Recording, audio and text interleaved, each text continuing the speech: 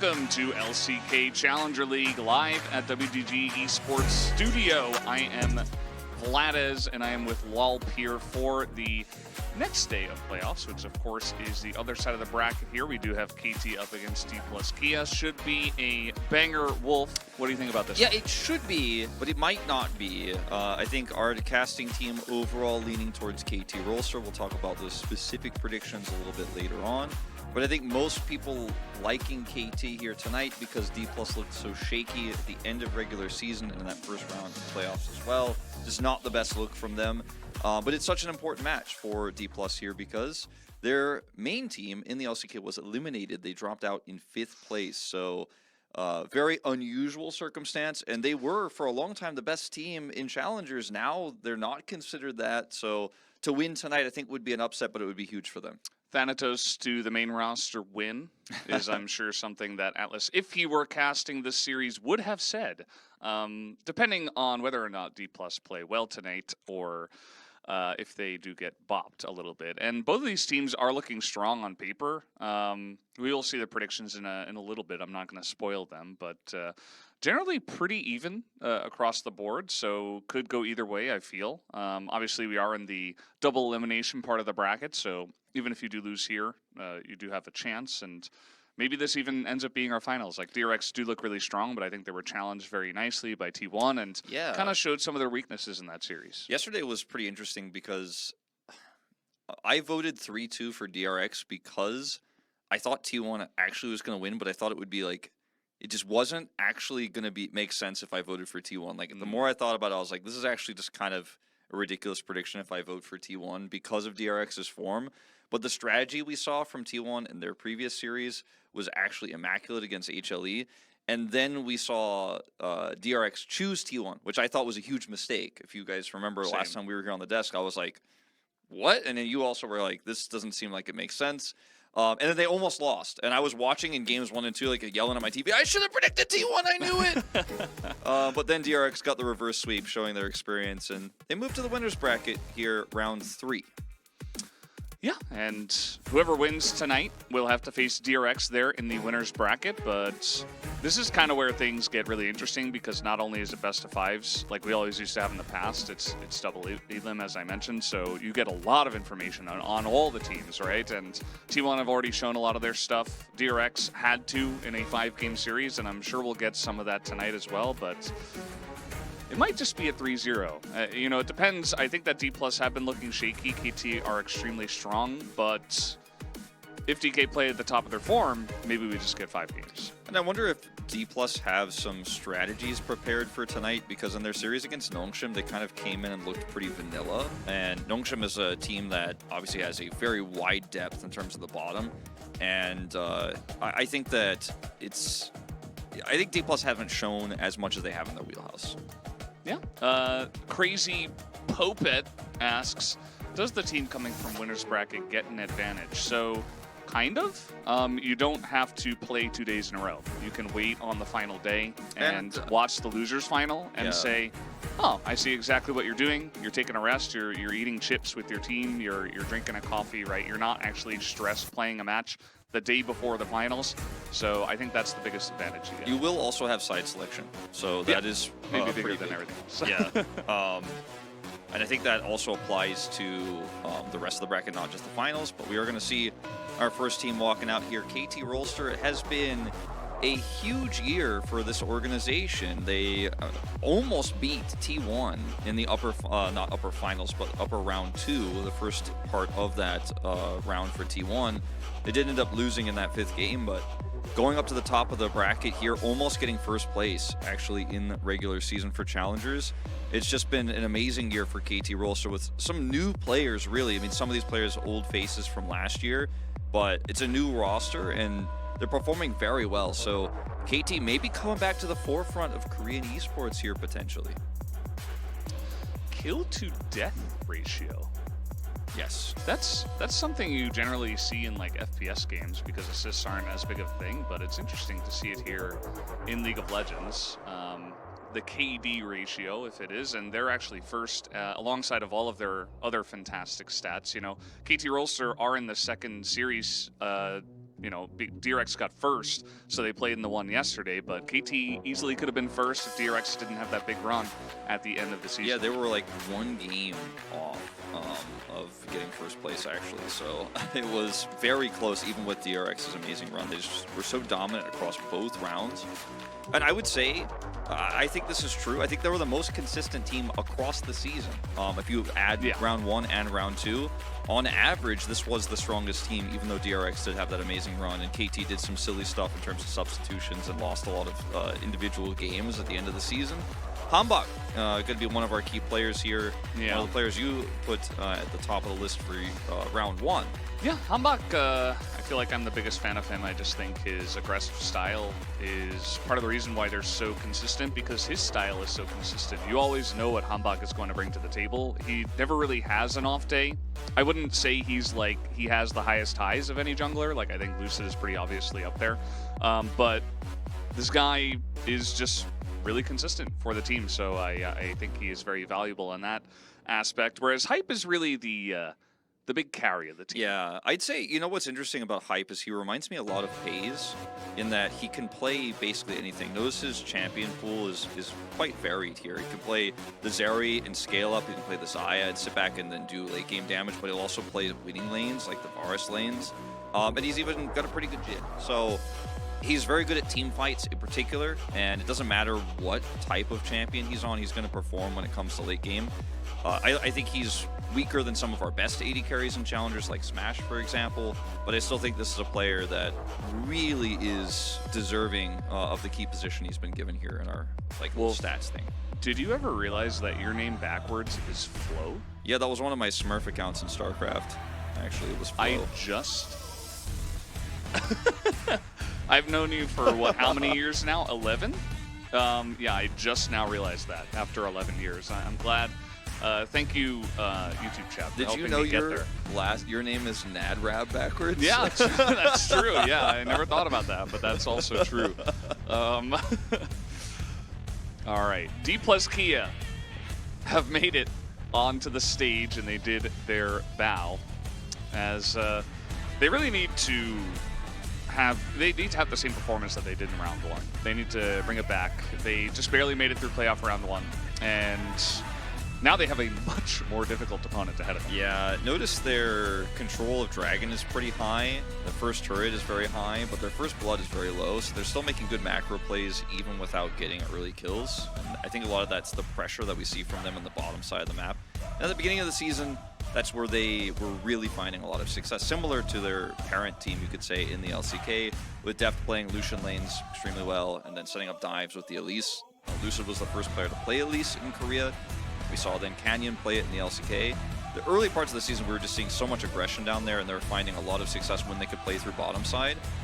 But when Rahel has to just kind of play a quiet, slow Cole versus Cole game, he has not looked as dominant, and I think that's one of the weak points for sure for this roster into Hype on the other side. Let's take a look at Lucid here. The stats are not great, actually. Take a look at his DPM and his kill participation. To have that low kill participation as a jungler is very surprising. He is 11th in the league, so even behind one of the quote-unquote subs. But the guy is still awesome, so don't read too much into the stats, but I'm pretty surprised that he can be 11th in 2 of them. I think a lot of this is based around the fact that when D+ fall behind, he just kind of farms, and that's kind of what D+ do. They wait for pull bait to pop off. Like he still flanking. Yeah, he's still flanking, to right? This day. Thanatos and pull bait will have great engages, and I think that's the late game team fighting that we should expect from D+ Kia is not about their AD carry popping off, but about the engages. It will put Rahel in this key position here, and notice his stats as well. Also not looking too great in terms of DPM. He damage do the percentage. farm though. Yes. he killed the minion. He does kill the minions, and this is exactly what I'm talking about. They'll farm it up, they'll play slow, and then they'll wait for that engage. You notice that one of the standout picks here is the Lucian and the Varus as well that comes with it. They're setting up those bottom side plays with Cryo so incredibly well. But when he has to play other champions, he hasn't looked as dominant. The Zeri win rate actually higher than I expected here at 6-2. Yeah. Rahel, he is pretty decent from the AD carry role. He's never really the super hype carry for the team, but he has oftentimes been put in that position here in round 2 and in playoffs, which has been interesting.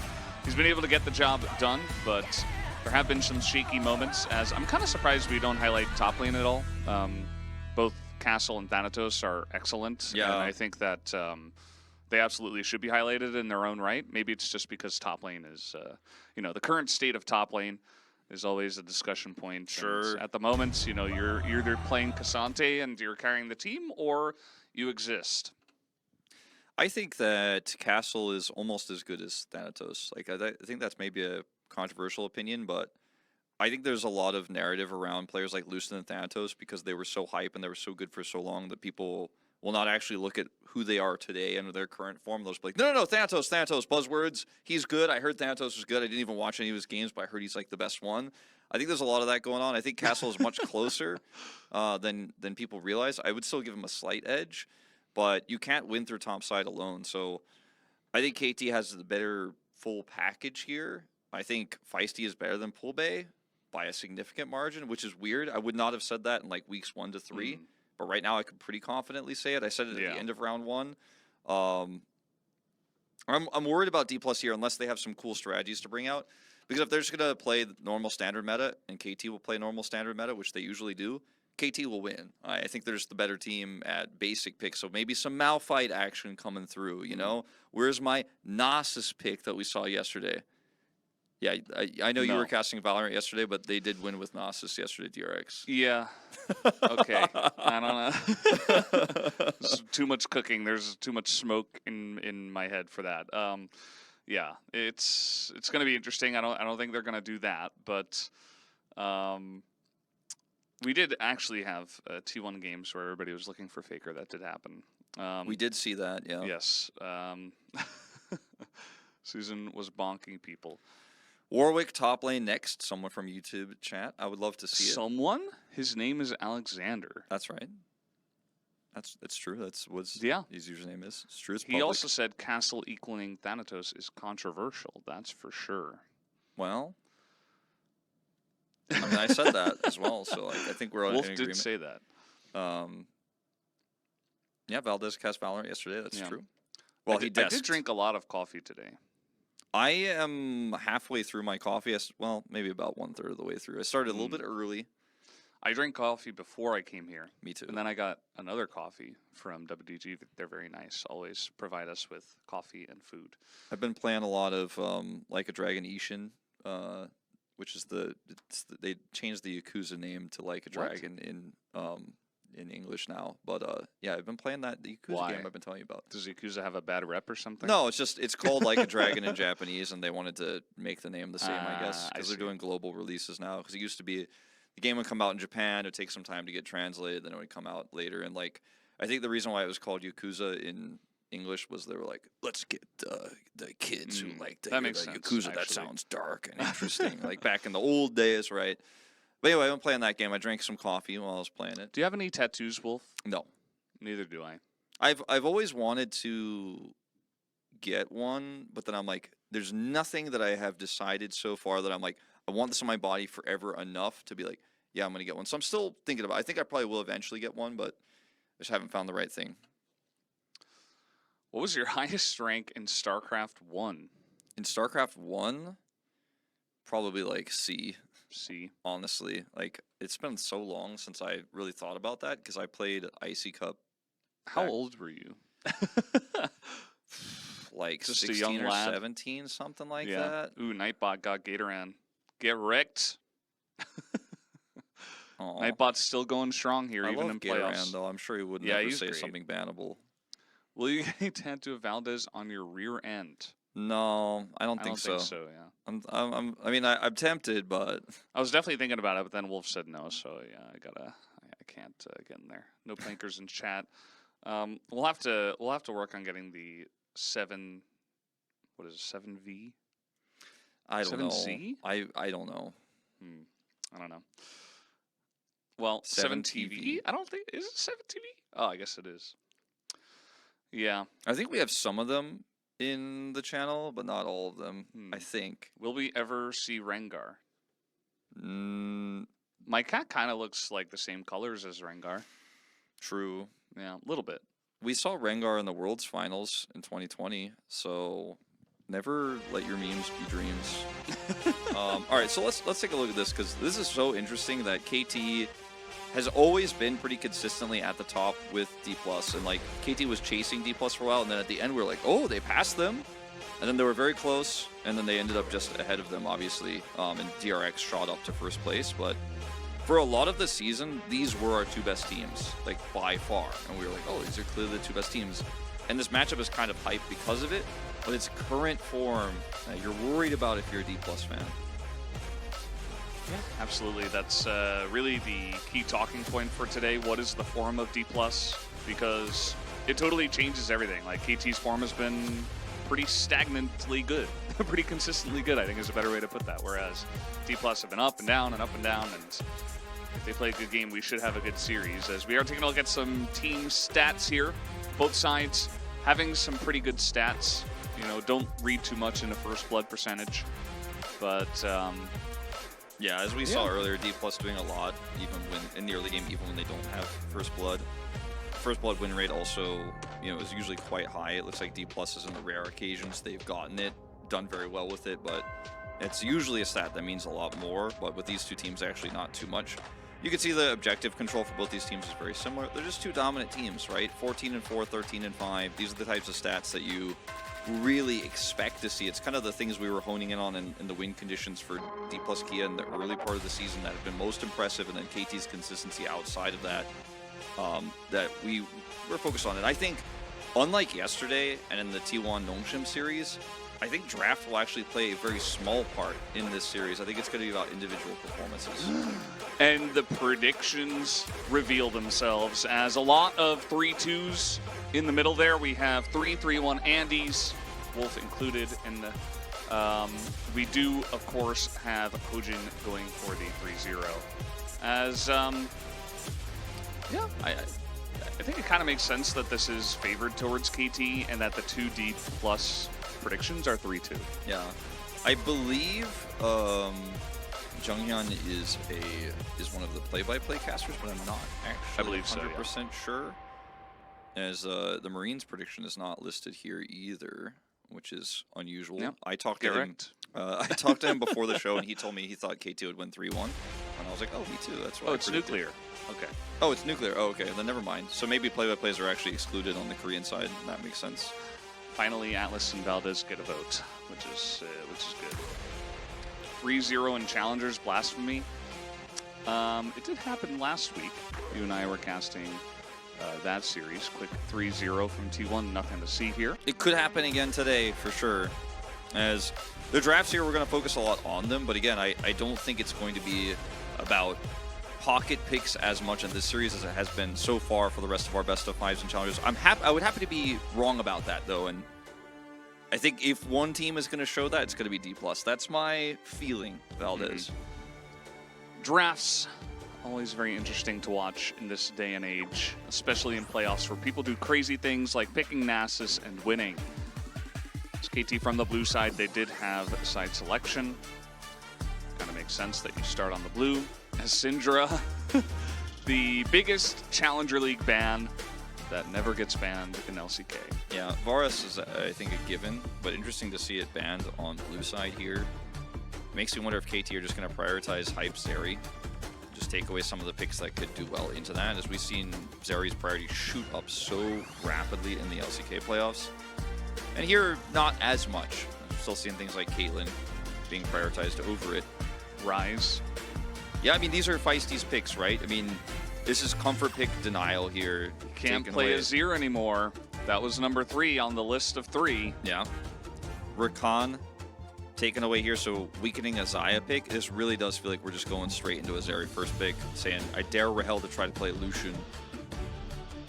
See if D+ just ban it. I mean, it seems pretty predictable at this point. That's the angle we're looking for, and Xayah, you could still play. You could still first pick Aphelios if they ban the Zeri, but it's going to be Annie.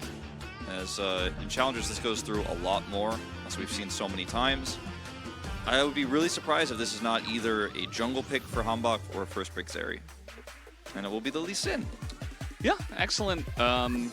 it's great for Ambach, his aggressive style. He can really make a difference early on the game with Lee Sin. He's not going to be like an LCK where sometimes they're like, oh, I got to play this safe. I'm just going to farm it. He actually will sometimes get a little bit over-aggressive. So stuff will happen in the early game. And it also allows your draft to be very open-ended. Now, of course, they do give the Zeri with this pick. I wonder if KT are planning on just playing Aphelios Thresh here, as definitely weaker with the Lee Sin pick that they've taken. And I would have personally liked the Zeri a lot more for KT Rolster. We'll see what D+ want to get for their jungle. Sejuani's still up, and Wukong very strong here, obviously for Peel for the Zeri. And it works very well with Lulu, so it's like that's what we're going to do. Oh, I say it in the last second swap to the Vi. Yeah, a little bit of an ability to do more in the early game, right? So will have that. Can skirmish a little bit better. Veigar is another pick that we could see picked up here for KT, but I think the Aphelios Thresh angle is the safest right now. That being said, it's like they banned Rakan, but they can't keep him out of the portrait. He's still involved in one way or another.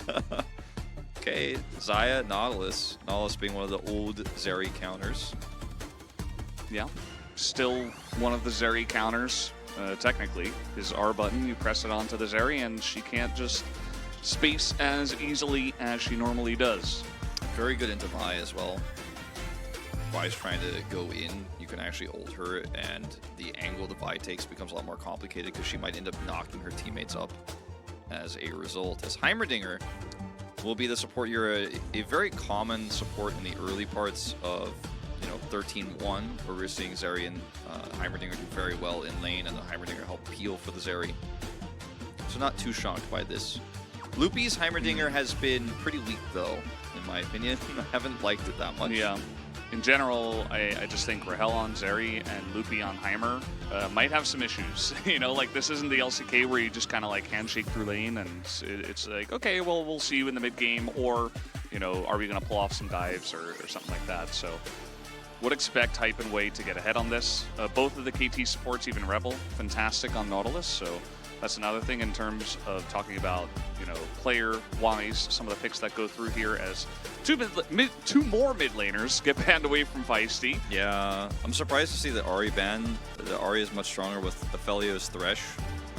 So that one a bit puzzling. It does make it feel like D+ might just try to go for a Talia pick here for full bay, though, as the days of Akali are long gone. They are long over and have so much additional damage in this comp. You do pick up the Talia. As KT are focusing on Thanatos, they'll take away the Malphite and the Cannon. And this just gives an opportunity for D+ to pick the Cassante here for free if they want. I think it's pretty safe. You can basically deal with everything. I mean, it could end up being a great kick target for the Engage, but otherwise, I mean, I see it's the best pick for the champs available. Cassante versus what? Gnar. Jace available. Gnar is kind of the obvious one. The general selection that you get. They are going to need some kind of AP, especially if they do go for decent AP damage in the top lane and not just a tank of some sort. Because otherwise, there would be basically 0 AP damage on this team. And that's going to be really problematic into Cassante. So the Veigar I was talking about earlier is going to go through instead of the Ahri. I think that the Veigar ban would have made a lot more sense here, but Veigar Gnar is pretty safe. KT is one of those challengers teams when you cast them where you just kind of know what you're going to get because they draft really standard. They draft like an LCK team. Yeah. They play standard League of Legends. They're not trying to trick you. They're not trying to actually pull the wool over your eyes. Like, no, we have the answers. We have the counters. We're just going to draft standard League of Legends here. Lulz, not war, said Jax 100% of Castle can play it. Definitely could have been a nice selection as well if you are looking for more of the split push type. But as you were saying, Wolf, KT a pretty straightforward, solid, similar play style through and through most of your games. So we do have Lissandra last pick here. Yeah, I'm not really a huge fan of this Lissandra pick because in order to make this work, you need to be setting up dives nonstop, and you have a Cassante and an R lane. You have a Vi, so that's good. Like we've seen Peanut and Chovy pull this link between the Vi and the Lissandra off very well for dives when they have early control over the map. But playing a Zeri Heimerdinger lane bottom, you've got a Cassante top, so your mid-game team fights here and early skirmishes around first, second, maybe even third Drake, your first Herald fight, I think if you can't get the Zeri ahead there, which I think is exactly what D+ is trying to do, is try to get Rahel some early kills, then this comp doesn't necessarily work very well in the late game. KT have all the answers in terms of setting up team fights later on. But Zeri is so busted. We used to talk about Zeri is, oh, she's kind of weak in the early game. Like, wait till she gets items. No, the players are so good at her now. She's actually the strongest early game AD carry outside of lane, of course. In skirmishes, she could just clean up a team fight. Yeah, Zeri prio goes up, and then it goes down, and then it goes up again, like we're on the KT roller coaster. But she is back. She's very strong and first pickable and playable with anything. So I'm glad you make that point, Will, because I think we're going to see more and more and more of the Zeri until something changes. As almost ready to jump on to the Rift for game number 1. D+, I think this is a very good test of their form. If you can't make this kind of draft work with, you know, where you have to be really proactive, trying to be setting up plays, you might put yourself in trouble. And if they can't do that, it's not a good sign for the rest of the series. Certainly not. My money's on KT for this first game in terms of the drafts. Well, guys, we do have game number 1 started up. Let's jump onto the Rift.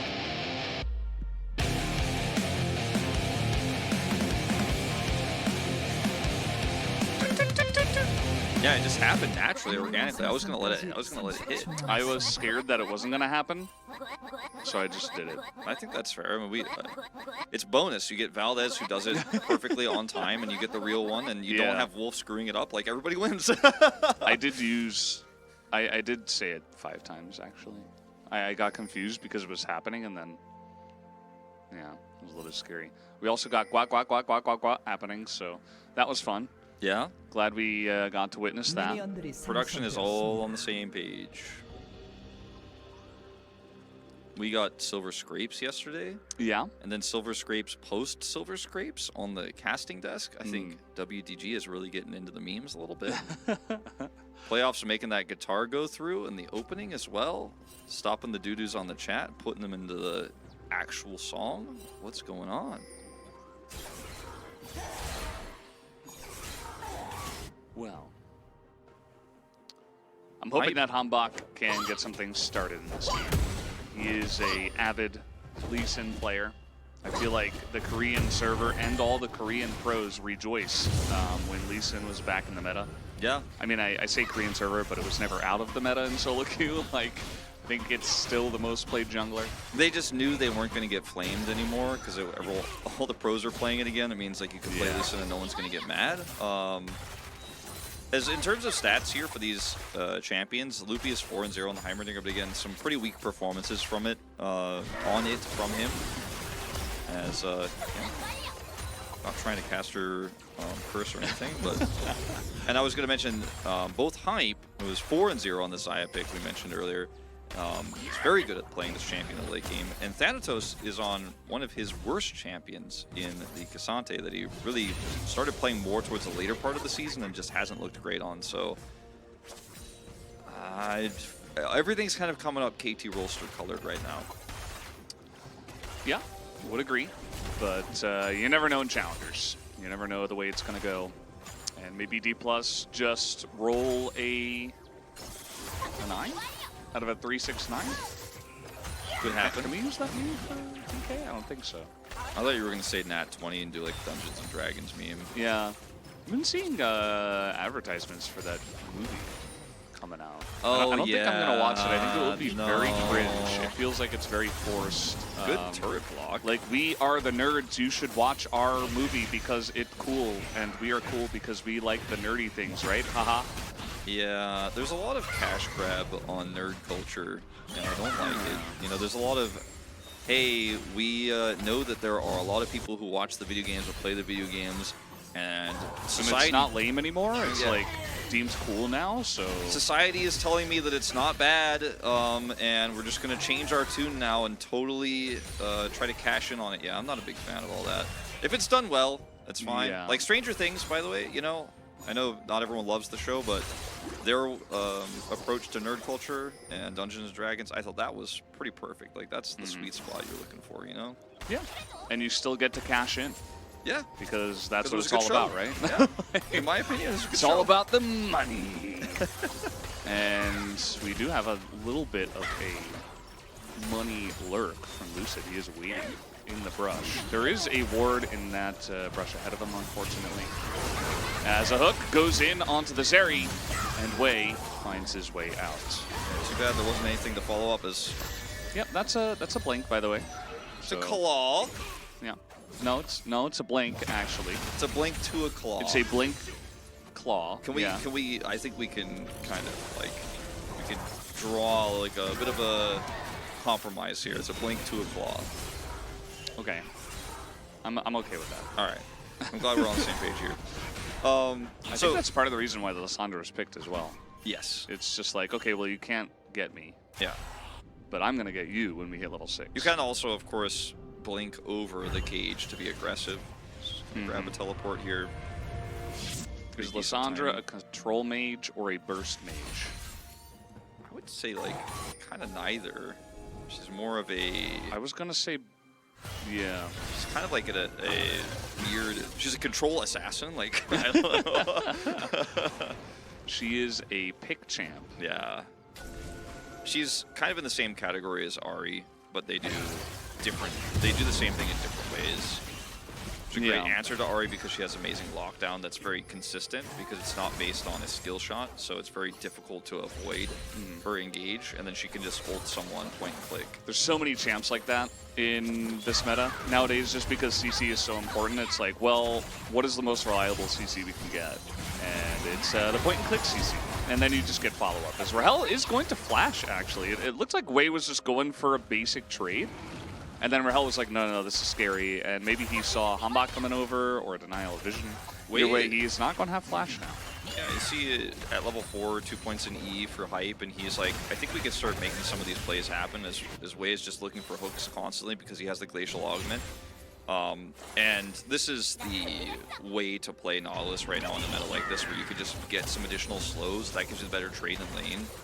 And it's pretty amazing. It's not about Nautilus's damage or Zaya's damage in particular. It's just about that extra slow and the extra autos you're going to get. Wolf, do you know when Melio joins, by the way, for competitive play? I would imagine probably in summer season. I don't think it's going to be available for MSI. That's my guess, just based on like what happened with Viego and Yone and stuff. Because I think he will absolutely shake up the meta. Oh, I think so too. I think they did a good job with this champ. The only issue I might have is that he might just be banned every game because he does so much while also being a direct counter to the current meta with his ultimate, obviously. And I think teams will just say, no, we just don't want to play against that. That's just too powerful. Yeah, the strongest part of him, to me, is like the cleanse is amazing, but I mean, that's an His kit is insane across the board. But his Q blocking engage is so good, plus giving you the ability to do good engage and extra damage in lane. It's kind of busted. The range he does as well for AD carries in lane is also really strong. It's on a really long cooldown, so that's not super oppressive, but I think his Q is, for me, it's like so too much strong. control on top of everything else. It's crazy. Like, for example, we saw that game with T1 where Guma died on the Zeri a little bit at the end of the game against KT, and they were playing the Ashe support, and you could see like, okay, well, Ashe doesn't do that much to peel for you. She's very oppressive in lane. But Milio is oppressive in lane, but then also can block engage super well, and that's why I think he kind of is the full package and is going to be super strong in pro. I just don't see any world in which he's not extremely highly prioritized. Kind of like Renata when she came out, everyone took a little while to figure it out, but right after that, she was like in every game. Yeah. Melio is a very common ban in Korean solo queue, actually, because players are like, I don't want to play against this. This is like anti-fun. Like, I'm trying to make plays happen, and this little kid is just here denying me my gameplay, denying me my dopamine. Will not have it. I will ban it. I think a lot of people ban it in solo queue because they're like, people are trying to play this in my ranked game, so they don't know how to play it yet. Yeah. So I don't want to deal with that either. I don't want it to be on my team. Also, it's really strong. Like, it's overtuned, I think. So yeah. It's everything all at once. So it gets banned very often. We do have a game of League of Legends happening, Wolf. This is exactly the type of game that I expected we were going to see today, where KT is just like, going to scale up, going to play standard, normal League of Legends, group for objectives, and D+ are like, we're going to play passive. wait for some later team fight opportunities. And both these comps scale really well. But I think my money is on the Veigar aspect of this draft for KT versus the Lissandra in terms of what she's going to be able to do. And they've played so massively, even with a bye here, that, I mean, post 6, you should be able to make a play happen, get a flash, force something, but they haven't even tried. And that's because they have very little lane prio, as we discussed in the draft. So you can buy ults through a cage, you can claw over a cage and through a cage. Feisty's just sitting here with his unsealed spellbook cleanse, farming better than a Lissandra, who has Ignite with her with her unsealed spellbook, sitting there farming. Yep. That's, it's 100% going to be a good spot for KT. Look at all this vision here in the jungle as well. Yeah, how do you make plays with this? And because Wei is so good at playing the Nautilus and getting these hooks so consistently, they're just constantly putting pressure on the enemy lane, the enemy duo. And so Lucid wants to come down here and do something, but he's always seen. They're going to take a nice back timing here for the Nautilus right now as he hits level 6, so he can come back here and look for an ult engage, as Lupi has spent a little bit more time out of lane. He's going to have his ult very soon. And the call is going to finish here for Rahel, so that's a nice spike for them. As, I mean, this is just a matchup that someone in the chat was talking about the Jax earlier. We discussed it a little bit, but it was Lulz Not War. Yes. I know all my chatters' names. Lulz Not War, that's the guy, yeah. He's right there. A little bit of a purple look in the chat color is. And it's going to be KT looking to set up the first kill as Kick comes in with the flash, and Thanatos is getting pretty low. Do they have the damage to burst through? Yes, they do. First blood given to KT, and a massive wave was set up by Castle. And yes, they might have to give up some on the bottom side, but a nice proactive first play for KT. Yeah, and they should actually be able to get to this turret, in fact, because they can just use this minion wave. The timing of the minion wave allows them to get down here without the Lee Sin being able to threaten. And yeah, some plate gold is going to go over to Rahel, who has finished his call. But we don't live in a world anymore where I think we should be talking about Zeri like, okay, she got money, so that means it's really good. Like, into Lucian, that was always an amazing feel when you could get money as Zeri into the Lucian, where you're like, okay, it's so oppressive, how can I even farm, how can I be relevant? And then this is very topical for what we were talking about right before it happened. The Nara can use his spacing to get some hyper procs off, weaken the Cassante, and then dives like this are pretty easy to pull off. Really well played from Thanatos regardless, because he's able to all out after getting the Q3 to pull them into as much turret damage as possible, but ultimately still isn't enough. That's why he doesn't flash.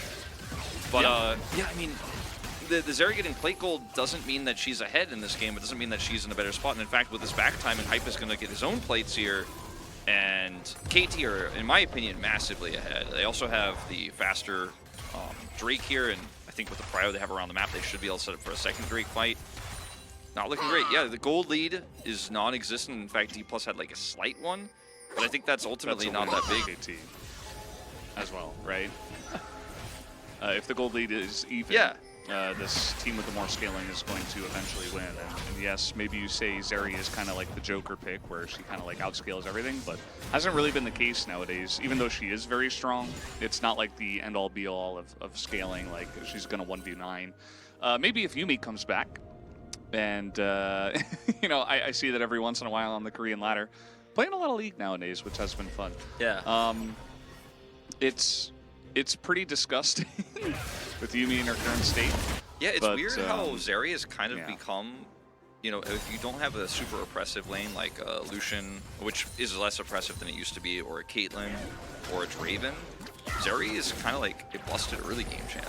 Like, I feel like that's the way that we need to be thinking about this champion right now, and not actually thinking about late game. Like, look at players like Paze hitting that level 6 all in so incredibly well, so consistently, and actually getting kills in lane in 2v2s.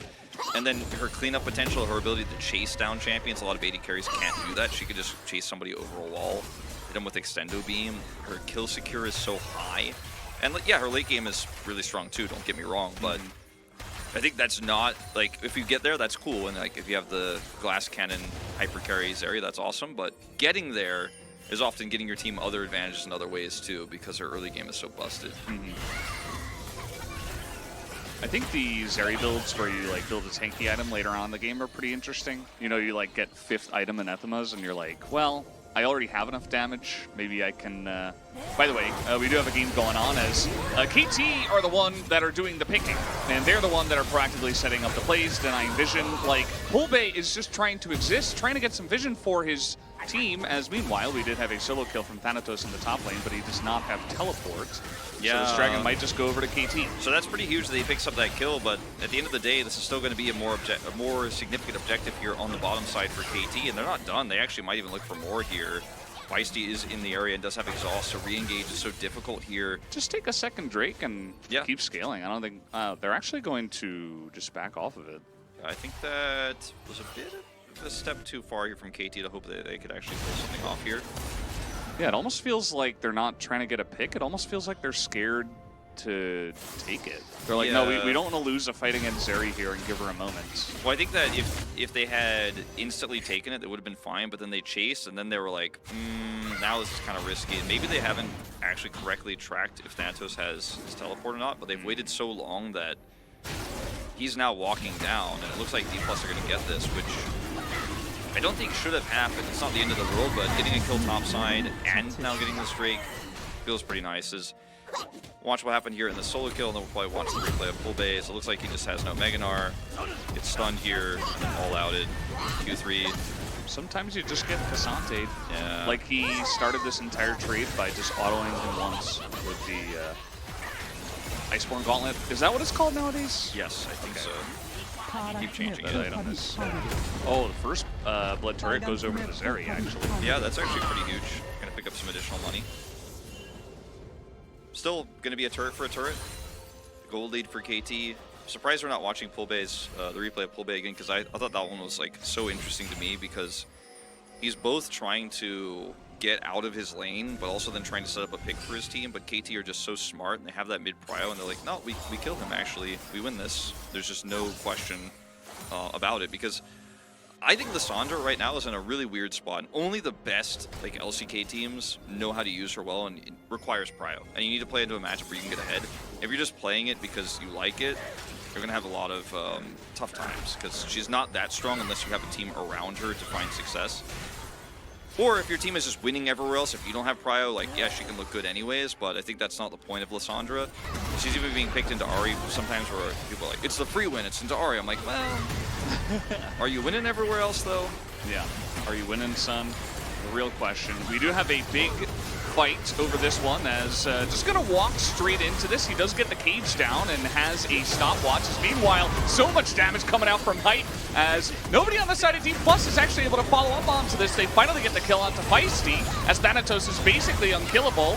The Rift Herald is going to go the way of KT, but they are losing this fight, as Rahel now, with the chase down, he gets a big ultimate, as they're just going to have to leave their Nautilus to the Wolves. So DK picking up a big fight win here. Yeah, Zeri early game champ. I'm telling you, 2,400 damage. And you start winning the fight, it's rough. It's interesting because Zeri is so good when she can hit multiple targets, which is why in a lot of cases she builds Rune in second when you're looking for these types of team fights. And in comps like this, does so well. But her ultimate is basically Runes in the early game anyways. This fight is so well set up from Feisty because he knows that he can actually buy a lot of space with his cage, and he has stopwatch here. But there's a really nice flash here from Lucid, and unfortunately the Xayah has to ult here. I mean, I say has to, probably shouldn't have. Wanted to get the kill into Thanatos, ulted, fails to get the kill, but doesn't have the escape anymore. And I think if she holds onto that for just one more second, the way he gets in there and gets the root onto Rahel, or forces him away because of the fear of the root, maybe they win that fight, but I'm kind of misusing his ultimate there, so ultimately, they end up losing the fight. I laughed because you said ultimately after talking about ultimates. Yeah.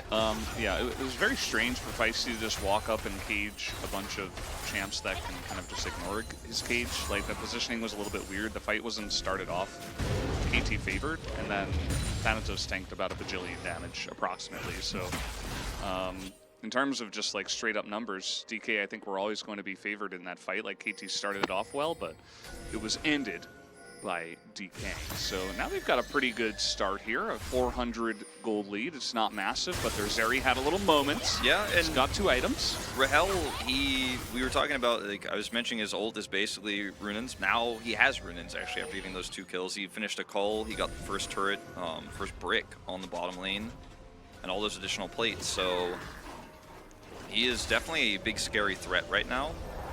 And all of the CC was used to try to kill the front line and try to kill Thanatos on that fight for KT. And if it's not used on the Zeri, Rahel is just going to do work, right? And he's not a very impressive AD carry in terms of what he's been able to accomplish this season. compared to players like Hype, in fact. But if he has this much gold and this much of a front line, he will just do it by default. It's not even that flashy. It's not that impressive. He just kind of presses Q, walks at him, and he's going to get those kills. As long as the ult connects to a few people, it's going to be good enough. Very loud, Thanatos. Keep it down up there.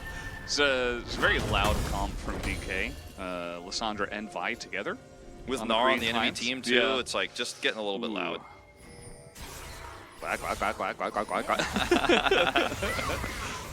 Uh-oh. Gonna force out some ultimates, maybe? No. Lucid not gonna be able to get on top of that one.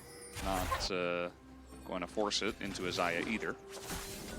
By the way, I think Kana is way better than Thanatos, and I think this conversation needs to die. I'm so tired of it. Every time I look over at chat and people are like, I'm pretty sure like the only reason why I deal. I'm like, no, guys, come on. Yeah, I mean, Thanatos is He's a very good. strong player. He's very good. It's good to hype him up, but especially, I mean, Kana has like so many years on Thanatos in terms of experience. I mean, that, like, I don't think it would be very close. What Thanatos did in that solo kill at the castle, we've seen Kana do to like the top tier LCK players consistently. He's gotten so many solo kills on Cassante in particular this season. So Yeah. I think it's. I think that people just sometimes get, you know, if I can speak honestly, I think sometimes people just get frustrated with Kana sometimes. And they're like, I don't want this guy anymore. I want the new shiny thing, like, you know. But Kana is a fantastic player, and although sometimes he has whoopsie moments, a lot of players do. And you know, Kana, he's been much better this sport. So Yeah, I really think he's been he's been kind of insane. Like his Renekton, his Cassante, and his Gnar were all incredible this season. Someone did ask about Bible, and I think that's an interesting conversation to have because he only played 2 games this season. He went 1-1. He was just subbed in for DK in matchups against weaker teams earlier in regular season. So I think he might come back, but right now they really prefer Loopy, and he's obviously been the mainstay. So I wouldn't be shocked if Bible finds himself on a different team, maybe next season or next year, if D+ wants to trade him away, because he's very talented. But I don't think we'll be seeing him in this series. Loopy, rough spot, but he is Heimerdinger. Place turret, and Nautilus is countered. Castle? Trying to get on top of the Gnar here. Castle does have flash, but you ever just feel like being CC'd 100 to 0? Well, you can just put yourself in Castle's shoes. Yeah, I personally don't, but if that's your thing, that's cool with me too. Like I'm totally down for that if you're a big CC punching bag type of person. But you know, this was a setup where they showed topside, including the jungler. Everybody's pushing there. They're trying to push a Lissandra. She's Lissandra, and then the bottom side of the map, they're like, well, I guess it's Gnar, and he doesn't even have a turret, so we'll kill him, and they did. Thanatos is actually trying to get an inner turret, and he just will. Yeah. Completely undefended here, as KT is going to drop the ball on the defense. Yeah. This is why sometimes in Challengers we can say all the things and all the things that should potentially be true in Pro League of Legends. And sometimes you just have to throw the book out the window. It's like, okay, well, KT have got this and this going on, but at the end of the day, sometimes, you know, Thanatos gets one gank, he has one good fight, and then he takes it over because, you know, I think especially in Challenger League, there is a higher propensity for like single players to just be able to carry, and you know, this side lane is becoming a massive problem. I'm not saying that Thanatos now is going to 1v9 the game, but he is now in position to do exactly that. Yeah, he might, and once again, Castle is just over here alone. He has no turret. He just wants to get some additional information because he can't farm.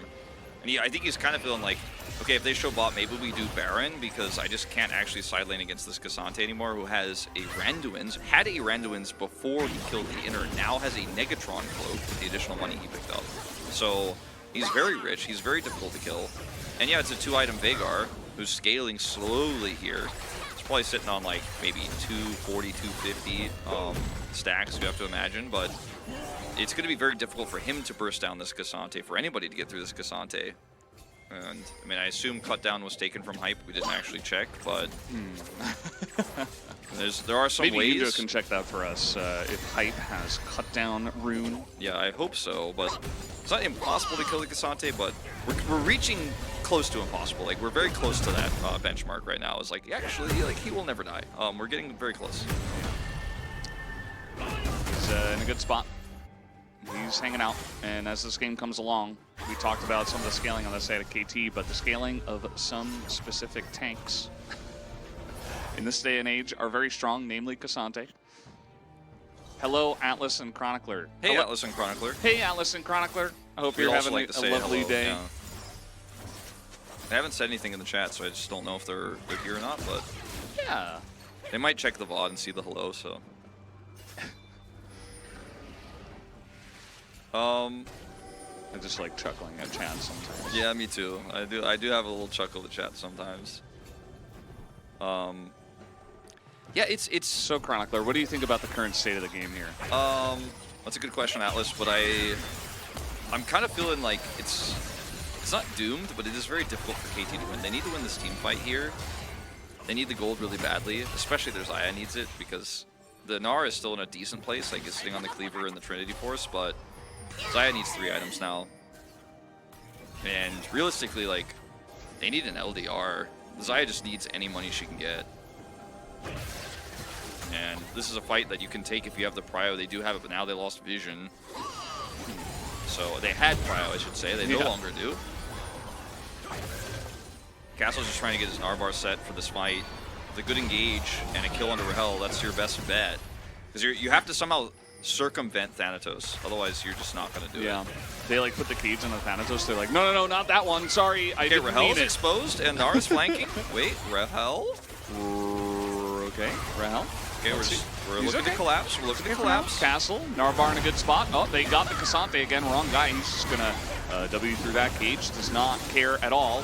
As will we be flipping over this second Cloud Drake is the answer. As they do find Rahel, they get that ult in. Big Gnar into the wall, and the Zeri is out of the fight for basically forever. Will it matter? As finally they do get the wall down, and down will go Rahel. A big fight win here to the side of KT. Beautifully played from KT, just playing around this Gnar flank so well, having the Gnar bar set at like 60, 70% so that he can engage when he goes in. And Thanatos decides, okay, I'm going to push this Gnar away so we can actually push onto the Drake itself. But even in mini Gnar form, those hyper procs with the Cleaver coming through will do a lot of work. And that's why I was saying, like, yeah, it's Xayah who needs to get the money. The Gnar is still going to be functionally fine sitting on 2 items here. Then he just pushes through Thanatos' health bar, uses him as a battery to get the final part of the Gnar, then engages onto Rahel. Rahel's positioning has to be better in these fights, and then the rest of the fight is being won by KT with the cage on the top side. So, like, they're winning on 2 fronts here as Castle comes over, Event Horizon's on cooldown. I mean, instead of pushing hard here onto the backline at the same time, or pushing onto the Gnar, they kind of just sit back and lose. Why does Thanatos not ult him here is my real question. I feel like your one job is, okay, he's about to hit Mega Gnar.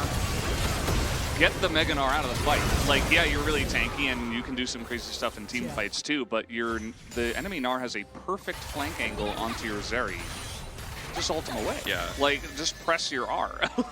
Also, I don't know, I feel like that was a bit of a mistake that we need to see cleaned up from Thanatos. The pull bay angle too, like he was sitting in the Drake pit, so it's really difficult to make the decision very quickly. But if he had actually gone onto, instead of the backline with no follow-up because they're trying to deal with this Gnar, if he had just come in to support the Zeri and the Cassante, I think the fight might have gone a little bit differently too. Rahel maybe escapes there and then can help carry.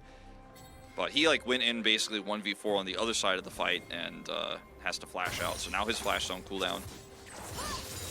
KT has taken some massive vision control here and it can set some traps in the jungle. Yeah. Even a dive, Well, they're trying to do the same thing the Castle they did before, but this time it's with 3 other guys as, yeah, gonna get the kill, but meanwhile, your mid lane is in a rough spot. So that is the trade-off you make. As Kates goes down, just trying to zone away Thanatos. They can only do that for just a moment as Thanatos runs at them and they say, well, we do not want to fight a 4v5. Rahel is just gonna free farm down here in the bottom lane. He's a solo laner now. No vision. Okay, here we go, trying to get in onto Thanatos. Nice kick comes in. They get the knock up onto Loopy as in they go.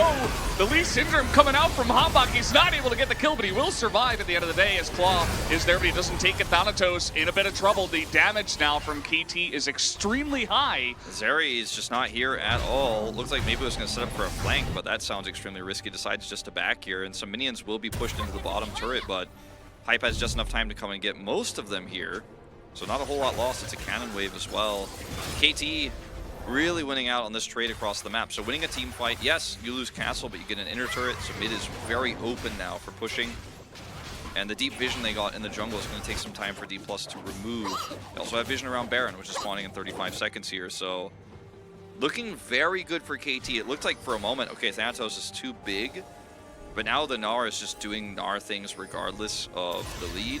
And you know, it doesn't matter. If Zeri dies early in the fight, you can't win these. If Zeri's not there, you're definitely not winning them either. Yeah. I do admire D+ trying to look for the insane angles, but sometimes you just use your Fed Zeri and try to fight better than the last one. And I think that might be what they need to do here. Just try to wait out the Baron, try to take a fight on the next Dragon, perhaps. Again, you don't have to, because it is just a singular Cloud Drake, but we all know this is challengers, and they will. Castle is going to threaten this mid inhibitor, then he can go prep the wave top here and start threatening the inner, and then he also can be ready for Baron. He has teleport too, so he's basically farming 2 lanes while the rest of his team in the 4-1 is actually pushing aggressively bottom side here, so they have control on both sides of the map, which allows them to do, you know, just Dragon whenever they want. And okay, lose it. Okay. Well, now you're trapped in the cage, and you're dead. Okay. That's the end of him, as Wei taking up a ton in that front line, as Sandra not, again, going to take that. Pulpe not able to find these angles. Gets the one Frozen Thrall, but KT just kind of back away after that. As, yeah, you, I know you're vying, and you can ult through the box, but definitely don't stand right in front of 4 KT members. No, probably not. That's probably not the move.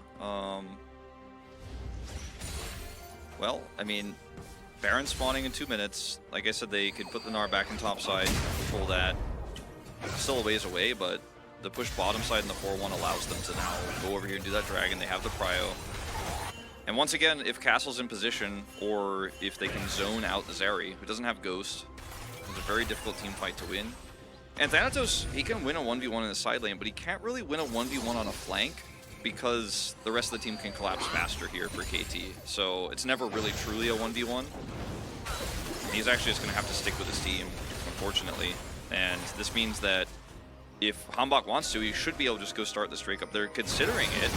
Hey, Thanatos goes in, he's trapped in the box, and down he goes as Wolf has the most surprised face I've seen in many years after seeing that play. Why did he just go in like that?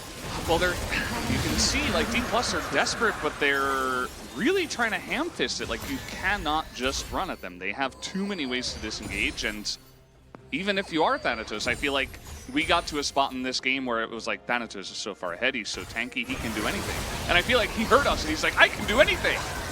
But this is the one thing you can't. I mean, into 5 people you can't, though, and now the Veigar has Void Staff, and he has a ton of stacks. Like, last time we checked in, it was like 240 to like 250-ish, right? This was a long time ago in the game now, you know, it's like 10 minutes ago.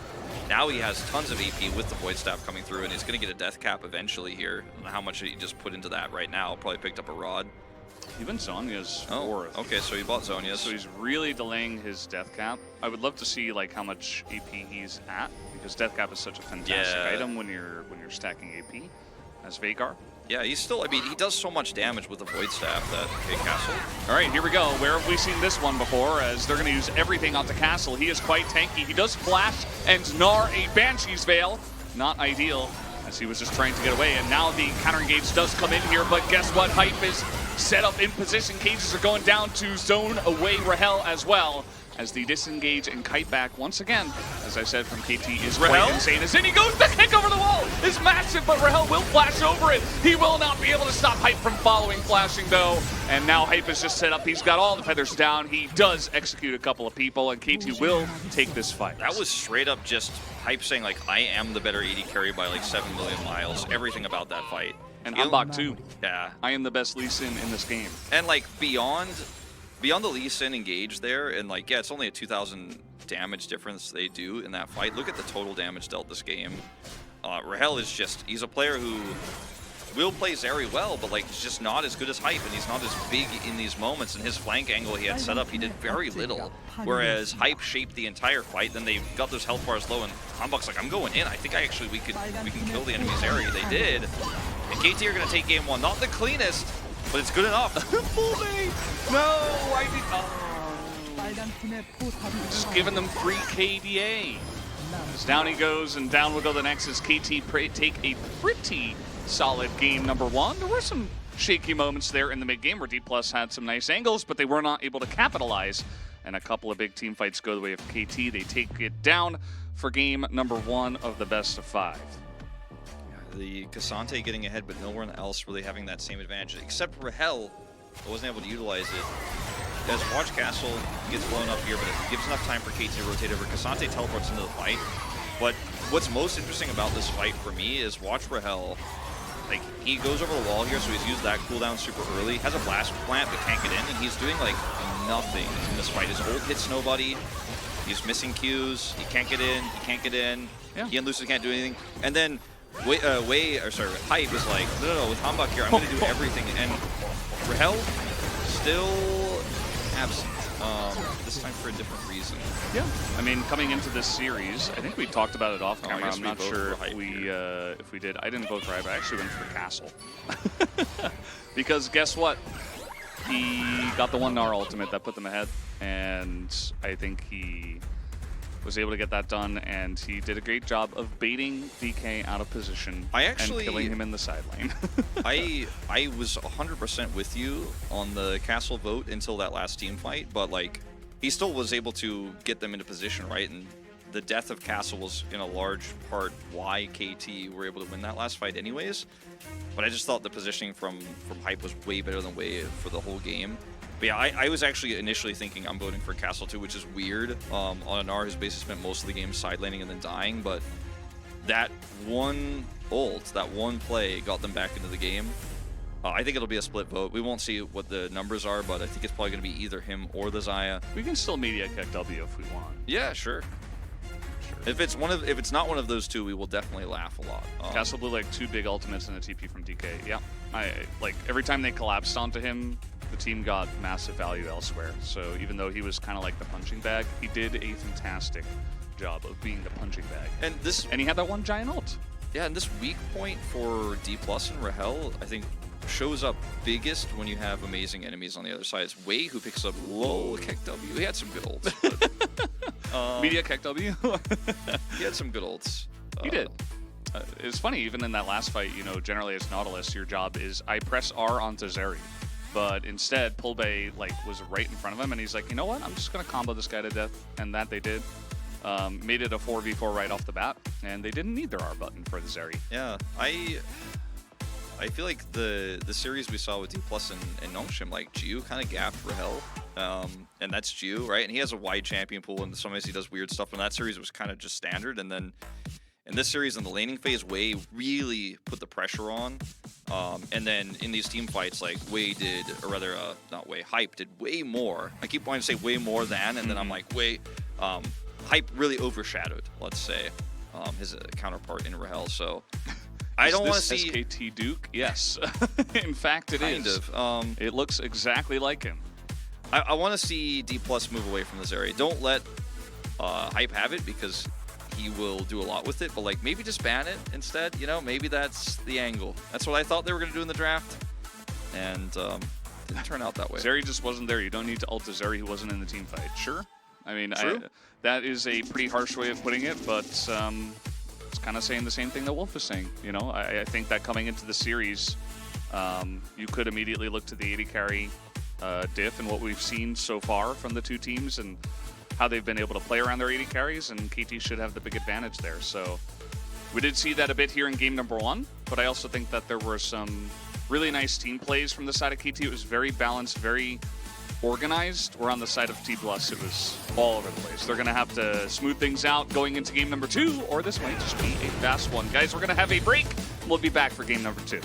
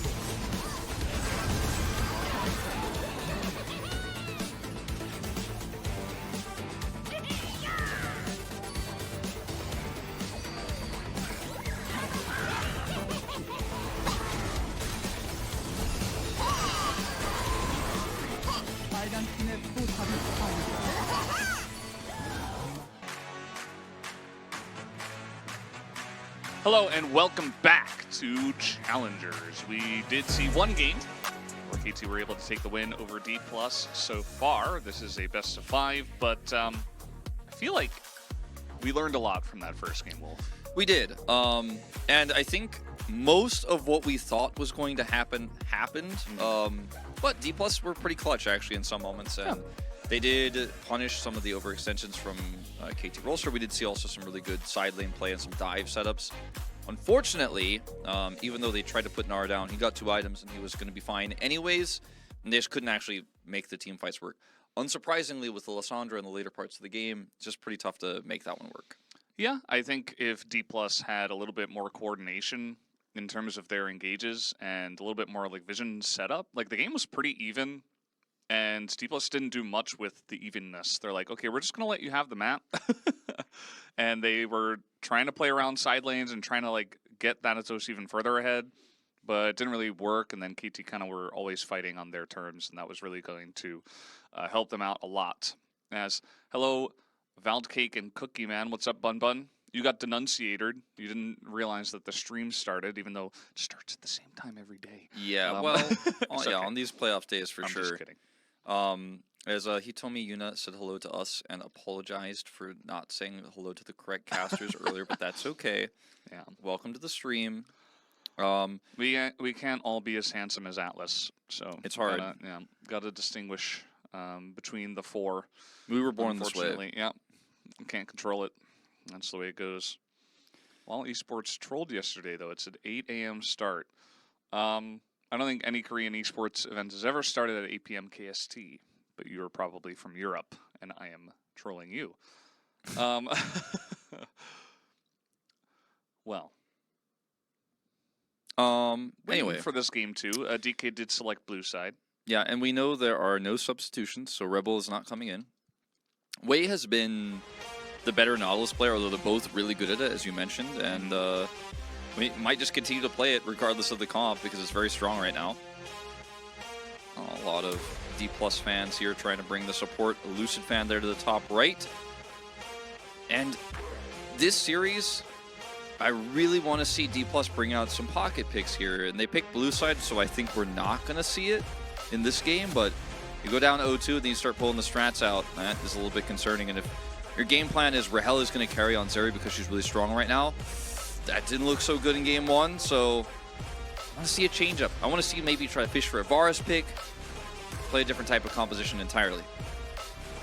KT fans are a different breed, man. That sign just said, I always believe KT, and through the up and downs, being able to hold on to that fandom, that faith, it feels like, I'm like, in your team. I see some of these Challengers fans, though, and I'm like, you were too young to be on the up part of the KT fandom. Yeah. You were like 12 years old when KT was on the upside. True. Well, it's better to get on the roller coaster at some Maybe point. they're on the upside right now. Than to not get on at all. True, and they are on the upside right now, that's for sure. So maybe that she never stopped believing even when they're having hard times. Now they're having a good time and she's still believing. Don't stop believing. Yeah, don't stop. And don't stop banning the same champs against Feisty, even though he just kind of boomed you with Veigar. An interesting decision. I think that we learned a lot from Game 1, but did D+ learn a lot from Game 1 is really the most important question to be asking. And I'm trying to commit the laugh and like, they banned Annie on blue side, lol. What? The thing I would say is I'm trying to be positive, right? And I wanted to react to them laughing about the Annie ban, but I think the coaching that we have seen in Challengers right now is like, there's sometimes questionable decisions, and sometimes we don't know why some of these decisions are made. Is they're going to first pick the Veigar. They thought that was the most important part. But sometimes we see teams just drop the ball, and sometimes because players don't want to play certain champs, maybe they're asking for something else and the coaching staff is at odds with them, but a lot of these coaches are also fairly inexperienced, and I think that's one of the weak points in Challengers, minus T1, who have, I think, the best coaching staff here. So you are going to give over an 80 carry pick to KT Rolster here with this Veigar priority and a jungle. They'll take the Rakan, which is also a Xayah pick, and they'll grab a jungle with it. KT getting all killed by Billowy in Pro League. Yeah, that's a throwback. Billowy's a name I haven't heard in a long time.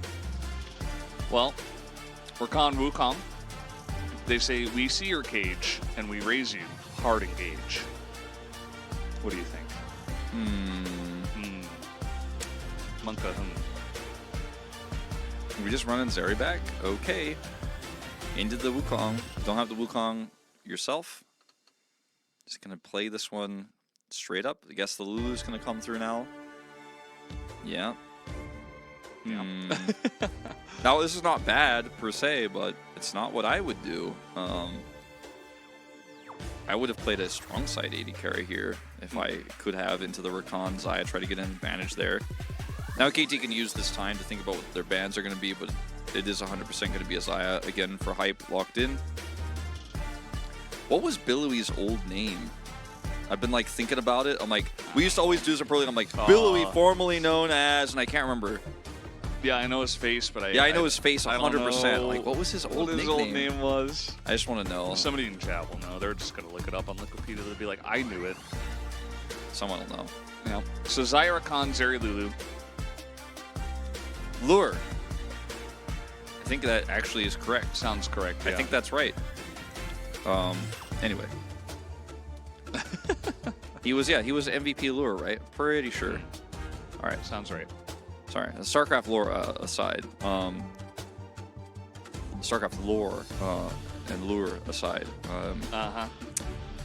We'll see what comes through here, because now that you pick the Zeri and the Lulu, you also get choked out of jungle. So now you have no Vi.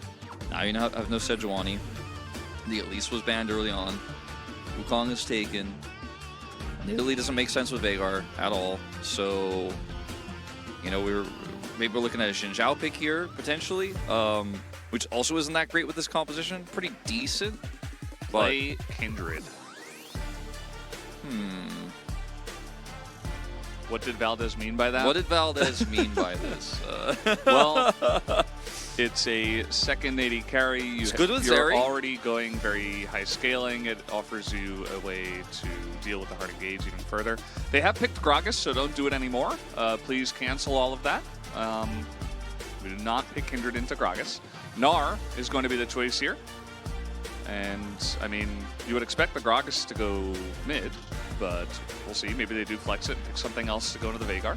Ooh, they're going to play Maokai here.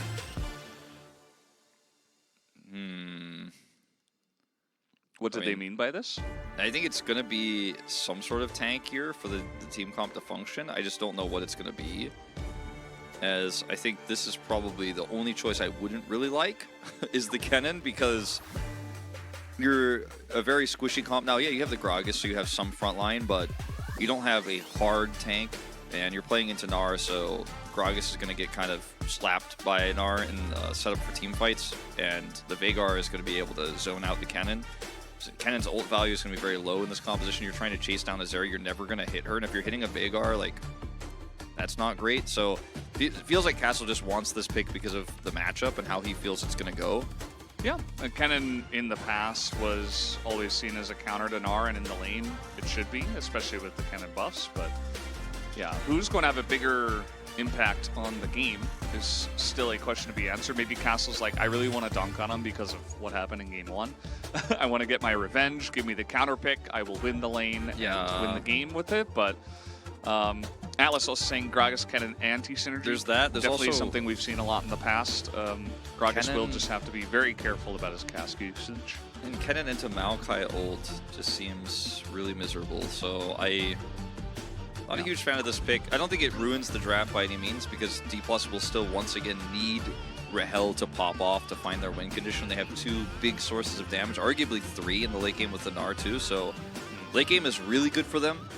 Getting there, I think, also should be fine with this Maokai pick. Could be used very defensively. It's a Wukong early game, so Xayah, Rakan, not even going to be playing necessarily a winning lane, but even if they wanted to be aggressive, Wukong can't really help out that much for that. So they should have a kind of free path, so to speak, to the late game. But then they need to perform. We need to see Rahel getting the damage done, because he was not able to do it in game 1. Yeah, they need him to step up and be ready to carry this game to get there. But I feel like DK have put themselves in a position to do exactly that as a team. So we'll see how it goes as we hop onto the Rift for game number 2.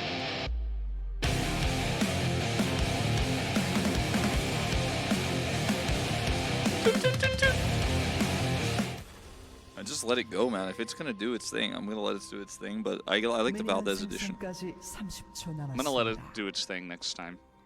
I was just, again, I was like, oh, it's gonna cut out.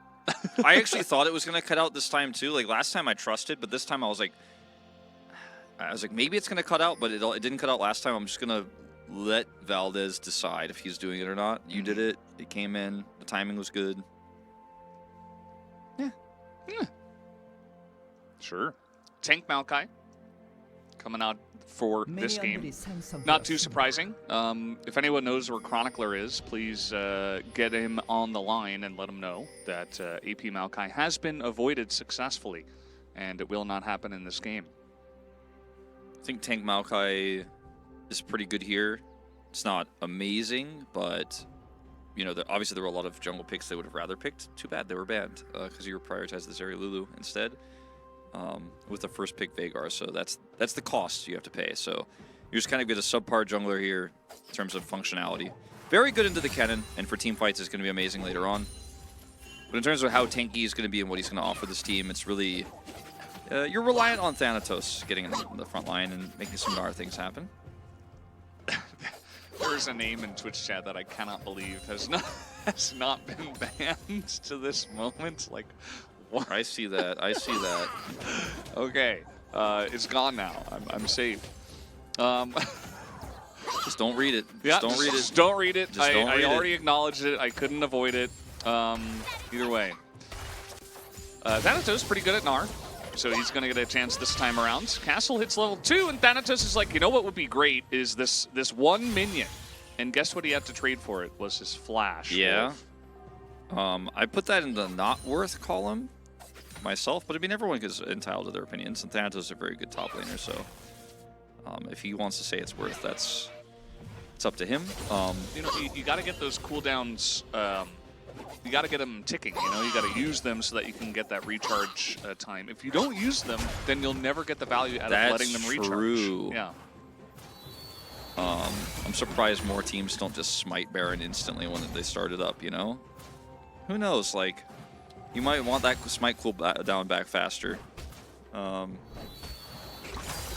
anyway, Valdez is pointing some things out to me that I'm just not going to acknowledge. Yeah, and didn't happen.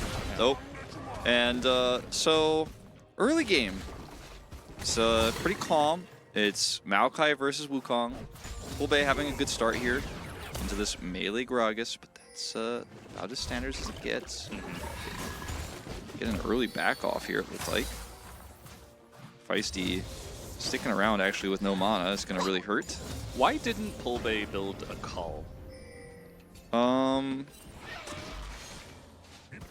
Because, I mean, I think Doran's ring is better for the lane. I'm like trying to think. I'm like, the more you think about it though, you're like, well, actually, I don't know. Like, it's actually pretty good. Polymorphed, or you can't get polymorphed, but you know what I mean. He was in a little bit of a rough spot there, and he's okay now.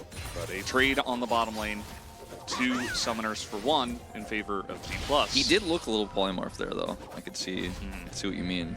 Poolbay here sticking around, no mana. Red buff here on Hambach is going to come over and just be a little bit annoying, and that's going to kind of mess with his back timing a little bit, but it's not going to be too impactful. Castle is just sitting here with a full energy bar, ready to Q the Gnar and be annoying. Thanatos has to back and teleport early, which looks very likely because Castle is full health. This lane is going to continue to be a problem. Oopsie daisy. Whoopsie. Somebody asked, where is Showmaker? There's another cannon gone. These are the challenger teams. The main rosters at LCK will be playing later this week. Yeah. On the weekend. It's a good question. Unfortunately, D+ are not in playoffs anymore, but they're in these playoffs, the Challenger playoffs, so if you're a fan of DK, you can watch them here. That's why this matchup is so important for D+, for the organization to remain relevant here during the rest of the playoffs for LCK across both leagues. Castle going to tank a turret shot, unfortunate, but has a massive CS lead, and is just trying to push this lane as hard as he can to deny CS. And everything else has been pretty calm here on the Rift. Poolbay teleported back. Feisty a little bit earlier on his very standard stuff. And And we're going to kind of leave it to you guys in the YouTube chat and Twitch chat to direct our new viewers and let them know it's challengers. And I see that YouTube chat did a very good job of that, actually, even though we also said it here on the broadcast. But, you know, just making sure people are informed. We're growing so quickly here. Last time I checked, we had about 1 billion followers on the English channel. It was only 5,000 a few weeks ago, but somewhere in the neighborhood of 1 billion now we have on Twitch. Yeah. It's pretty crazy. It's a lot. So thank you guys. Any followers coming out, and it's like a 1 billion to 1 and 1 billion to 2, you know, yep. It's just coming through. It is quite large. As we are sitting here, KT are getting a free Hextech Drake. It is pretty early on as well. Seems like the bottom lane started to get a little bit better for the side of Hype and Wei. Zyra Khan early don't really do much until they, I think it's like level 3. Level 2 is okay, but level 3 you really start to have a lot of the tools to fight back and not just get zapped in the face over and over by both Zeri and Lulu. So they get some prio, they push in the bot wave, and Hambach says, I'm going to take this early Drake. So nice early win for the side of KT. Yep, and level 6 all-in timing. Pretty tough to pull off against the Xayah. Is okay. Hello? Hello, yes, this is Patrick. Pulbe, you are in no man's land as he is going to flash over the wall, but Hambach has flashed himself, looking for it now as the cage is actually quite nice. As they are going to just follow up on it though. Cage not enough to save his life. Looks like his belly is just able to get through and get the stun off regardless. Because the cage placement, as you said, was really good, but feisty flashes to buffer the body slam, and they're actually able to secure the kill. It's a trade of flashes 2 for 1, as Hambach also has to flash to secure the kill, but this is definitely worth it. As Pulbe, you are in essentially melee range of a Gragas under turret. Yeah, so like look at how quick, look at how far up he goes. Like, then he's body slammed, and luckily for him, he didn't click on Feisty by accident or anything like that, or aggro him in any way, or he would have been dead way faster. And then Cage here, Feisty just flashes and his belly gets through. It's just Bomba diff. I mean, there's not really much you can say about that. Bomba diff, big Bomba. And, you know, we were looking to the bottom lane to find some strength in KT versus D+, but now, in a couple of games in a row, Feisty kind of owning in terms of the mid matchup in game 1, but now he's the guy playing against Veigar. He has found an answer in the lane, and not even, you know, we don't even know what's going to happen later on in the game. But so far, Feisty is having a much better series than Pulbe here, and has been a big difference maker to get KT ahead. Yeah, it's not a good start, as you say, and Feisty just finds an angle because Pulbe is pushing that far up, and they have the jungler there, but they didn't even have level 6. Could have been worse. And now he has no flash, so guess what? You're going to see some more attention here. And yeah, the cage is going to buy him some time now, but doing the Drake is not a counterplay to the Herald when it's already taken from KT earlier. So you're giving away this Herald. You have no mid prio. You have no flash. You can't rotate over here. Kennen has prio top. And like Veigar can and should have prio against Gragas, but not anymore. So just losing everything on the map. We'll trade up top. Castle just gonna flash. I feel like that was for safety. I'm not really sure if he had aggro onto Thanatos there, but there was like 1 minion left, so I guess maybe he thought he was gonna take aggro right away. Now Hambach, he got both objectives. Now he's trying to take the blue buff, and I think he will be punished for this, as he does not have flash himself. He does get over the wall, and actually DK are like, no, we can't do this, because Feisty gets there first. Castle gets over. And they say we do not want to take a fight on the top side of the map right now. That was actually really well played by Hambach, because he can both threaten the Gnar by Eing across the wall there, and then he can still escape with W because Castle has ult topside, and even though he doesn't have flash, he can still get in there. So he basically played aggressively, even though there wasn't a follow right away, and pushed them back, kind of like tricked them there essentially. He doesn't have to use his warrior tricks to get over the wall there. It was a very nice play from our Wukong player here, and KT just trying to get a back timing off, get some mana here for Hype before this Drake spawns. Continue to get prio across the map. KT have better vision here. Lucid's going to try to remove some of that now. So Hype actually is going to wait for this additional wave. Still will have time if he clears this to go back. Hype didn't buy a cult either. Nope. That's like the meta nowadays. Thanatos didn't buy one either? Yeah. But, I mean, Wait a minute, Castle He's didn't buy not- one? Castle had the opportunity to, I think, but he just went Doran's Blade. He wants to dominate early on. That's, I guess, why he picked the Kenneth in the first place. I went to the convenience store earlier before I went and got makeup, but I didn't buy one. They were for sale. They sell calls at the convenience store. Yeah, the CU downstairs, yeah. Huh. 400 gold.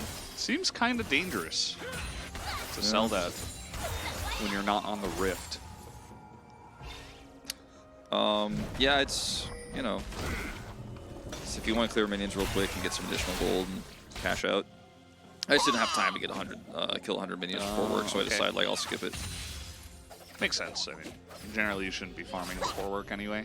Yeah, I generally don't. Sometimes though, you know, you get a little bit in.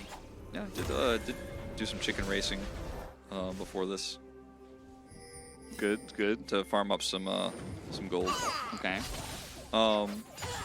Wolf, why do you think Zeri takes Ghost rather than Cleanse versus Rakan, Kennen, Xayah, Gragas? Because there's too many sources of CC, so even if you cleanse one, like you can't cleanse all of them, and if you're winning the fight, you're trying to win more, and Ghost is going to allow you to do that better. I actually think it's not bad here. It's pretty good for the lane, too. That's my take. There you go. That's the answer. I think it was a very nice answer, Wolf. Well done. Yeah, thanks. I mean, I'm trying my best here to explain what's going on.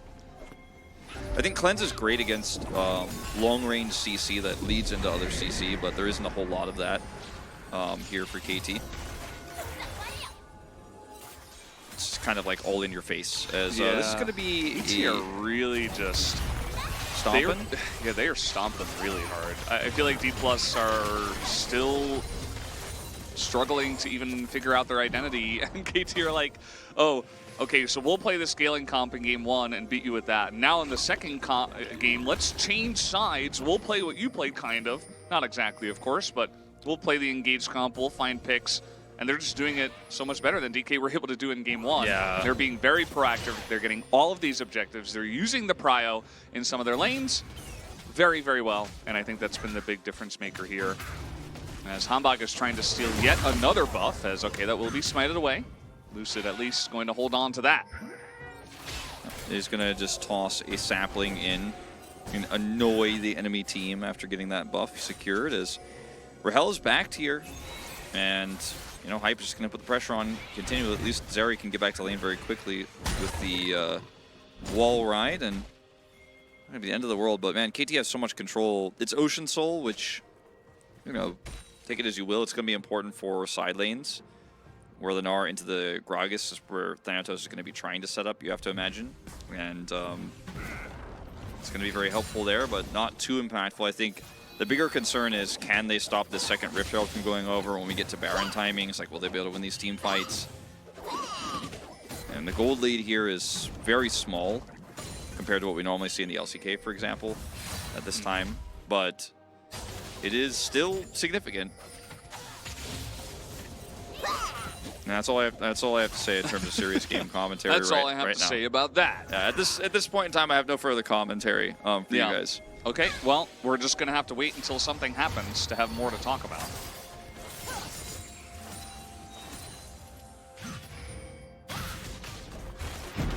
Okay, and all right, we have some gameplay. Feisty is forced to flash. As meanwhile, Hype is going to get a free turret by himself.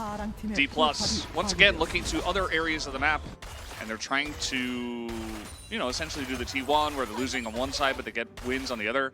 But getting one flash out of Feisty and trade of your exhaust, you know, it's good, but it's not as good as a free turret for Hype. The thing is, even if now they can turn this into a Rift Herald play, the Rift Herald spawns at 15, they have Prio, and they're on the top side here. Even Thanatos actually has control of top. If you get this Herald, where do you put it to get value? The mid turret has taken like 0 damage. And in fact, they're still going to get up over here and group for the contest. They have flash ult. That's a cage. And there are 3 people. Oh, it was Hambach and his clone. And Feisty, all stuck in the cage. Like, Hambach has flash ult, Castle has flash ult. You have to respect this. You can't really 5v5 this if you don't actually get control of the choke, which they did not. No Narbar now. Ooh, D+. I think you have to let this one go. And KT are just not going to start it, though. They're going to try to get mid-prio first. They're just controlling space and essentially saying, okay, we are solidifying our position here. We want to get mid-cryo as a team. And this sometimes happens where both teams do this, but nobody makes a play, and then it turns into a little K-Ram situation. But Humbach is going to run over to the Rift Herald and actually start this one up. Somebody said, can they take the free XP bot? Not without teleport on KT side, and D+ don't have enough control. Look at the zoning here. Thanatos has Narbar though, finally. Okay, they're going to turn here. They go in onto the Maokai, who is incredibly tanky, but it just does not matter. The turn too good from the side of KT, and now they found Thanatos. A massive Nard to the wall, though. Rahel is getting some damage on the right side. They might be able to turn this one around as the defenders are on the ground, but Hype can't pull him back as he flashes away. And so many low health bars here, but Rahel should be able to clean up one as Feisty comes back in and picks up the kill on Tazari. Yeah, the Rift Herald getting involved here as well, as Hype is able to narrowly escape, and then they have a great turn here onto Rahel, and the one moment where it looks like he's actually actively going to make an impact in the team fight here early on in the game, he drops the ball again, and Feisty's able to take him out, as the engage here is very awkward for Lucid. He's very tanky, he wants to catch everybody, he doesn't catch the critical members. I think if he actually waited and played this a little bit slower, it's much easier because Castle gets a free ult in. Thanatos isn't killed in time, so now Rahel has this angle. Featherstorm misses. Hype is able to get away with a flash here, and then Rahel chases, and then, yeah, just Feisty caught does here. a great job of zoning away full ban Luffy, so they can't really join the fight. Like, if there's an extra shield onto Rahel, or like a polymorph in a good spot, or some extra Vagar damage, maybe even another cage used onto members that are not Magragas, could have been a different fight for sure. So nice zoning here, as we are going to be caught by the cage. Hambach there was invisible for a little bit, but they do catch him as he will have to flash away. Looks like this Ocean Drake should go into the hands of DK. A lot of ultimates used, basically everything in that last fight for KT. Some of them coming back up, but they're not ready just yet. And I think D+ have correctly identified we have an angle to take this Drake. KT are saying with our 2 Drake lead, we don't really care. Gonna come up here and take the top turret as well as a Herald in trade for this. And looks like D+ still want to contest, but it is going to be very difficult to do so. And I say that, they actually won't commit. So it is going to be the Herald trade with turret. So definitely a trade up for KT, but at least D+ gets something.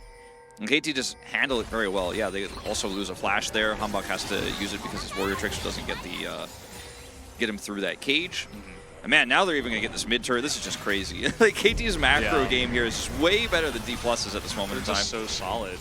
Like, this KT team would do decently well at the bottom of LCK. Yeah, no, 100%. LCK, like, they have better macro than some of the other teams in the league. I'm not even joking. Like, yeah, they're just really, really solid team, and they have the carries to back it up on top of it. So, really good stuff from KT so far. We'll have to see if they can keep it up, though. We did see a reverse sweep yesterday. The crazy thing to me about KT is that they just don't reinvent the wheel. Like, almost all of our other Challengers teams have these kind of weird identities, which are cool and fun, but sometimes detrimental. Like, for example, Nongshim is like, we have the crazy lanes, we do the weird stuff. Then you have, you know, D+ who are like, we're very aggressive early, we like to play dive, we like to play strong side bottom. But then, like, when the meta changes, you're like, uh-oh, is D+ even a good team anymore? The answer is, like, not really, compared to the teams we have here in playoffs.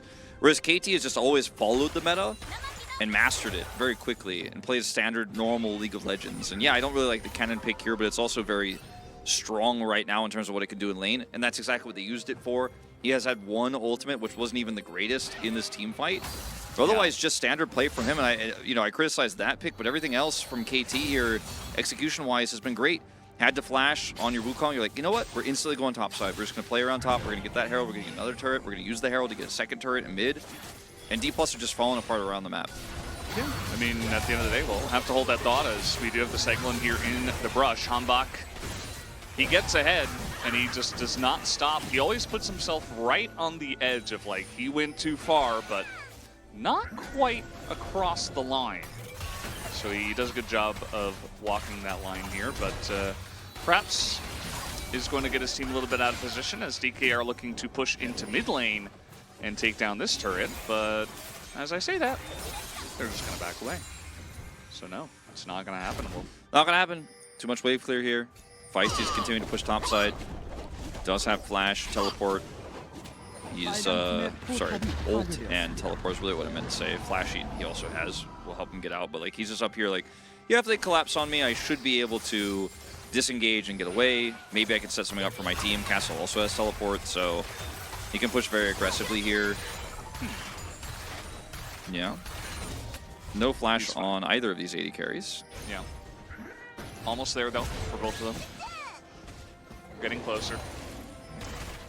And, you know, there was a lot of talk about the draft. There's not really too much happening right now. I think that KT, they have so many ways to press their buttons, be proactive, and get fights started on their terms. And I just think they've done a much better job of it compared to DK in Game 1, who had those buttons to press. And DK, in terms of the scaling, and, you know, if this goes late on even footing, I feel like they will be in a really good spot, as long as Hype doesn't 1v9, which he might. And Feisty's playing excellently as well, so it is going to be difficult, but I feel like KT are putting themselves in a good position to not be too far behind going into that mid to late game. And they're just going to do Baron. Which, yeah, they're ahead, so... And their turn is like S tier, right? So if you're DK and you try to get in this pit, it's not going to be easy. Yeah, speaking of, I mean, they are going to try to force the way through this choke where there is vision, and they're way too late.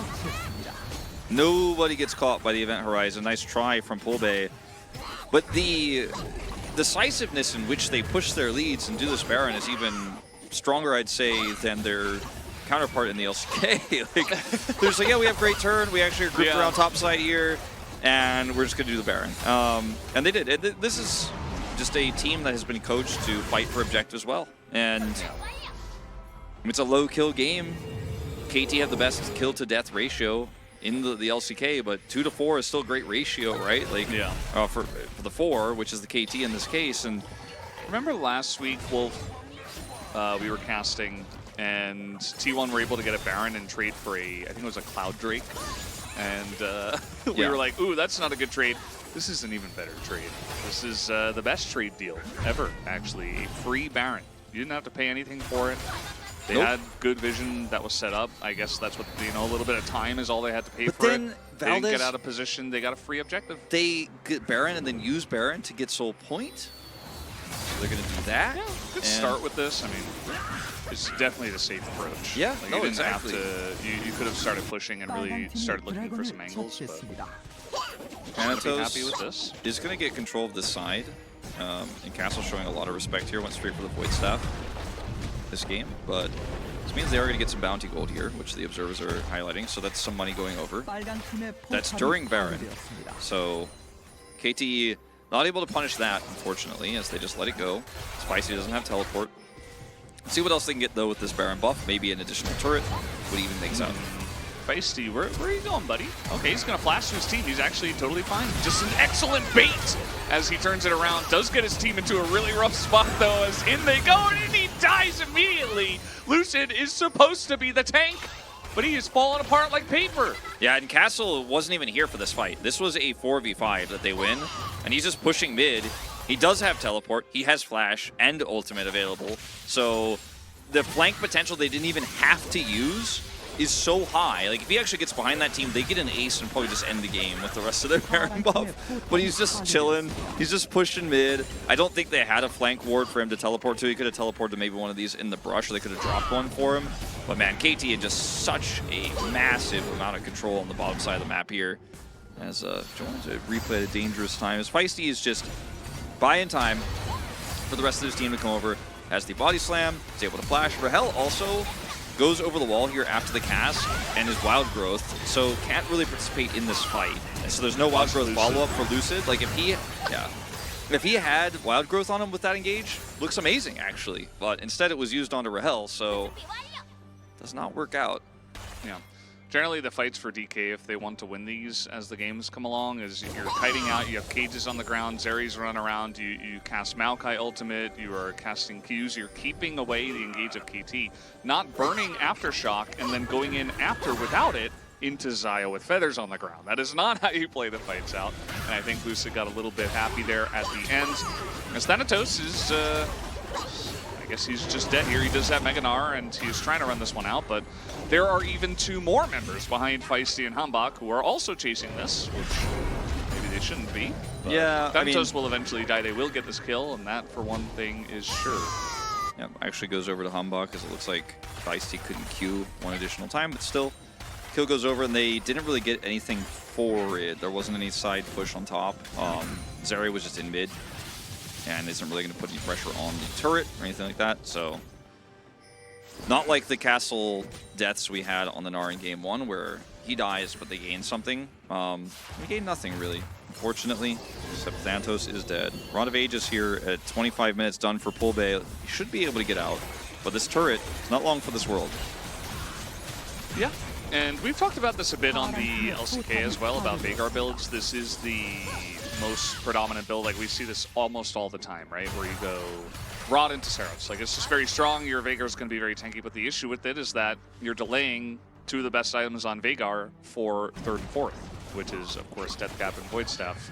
And he really needs those to really be at the point where you're like, okay, our Veigar is online, he has scaled up, and now he's really doing boom boom. Like, he can do decent damage, but before he gets those 2 items, you're not really looking to him to do his 1v9 action. The problem is that he hasn't really made an impact in team fights with his CC, which is what he does early. And if you're falling behind, even in lane, like, Veigar should just freely get to that death cap. At the timing he will get at this game if it goes there. The problem is they're so far behind in every other regard that these 2 items feel useless. He has a stopwatch as well now, which will make him likely to survive longer in a team fight. But Lucid? All right, in he goes as a ton of damage being done on the front line, and a massive flank comes in from Castle. He gets the huge maelstrom onto everybody as down they go, and DK are completely wiped. Pulbe does get a nice cage, and he may survive, but he doesn't look very long for this world as Castle comes around again with another flank onto him, and I think it should be game. There's just only one person left, and they can just push it in. Yeah, that should be the game. KT with a 2-0 win here. It looks like Thanatos trying to stop this from behind.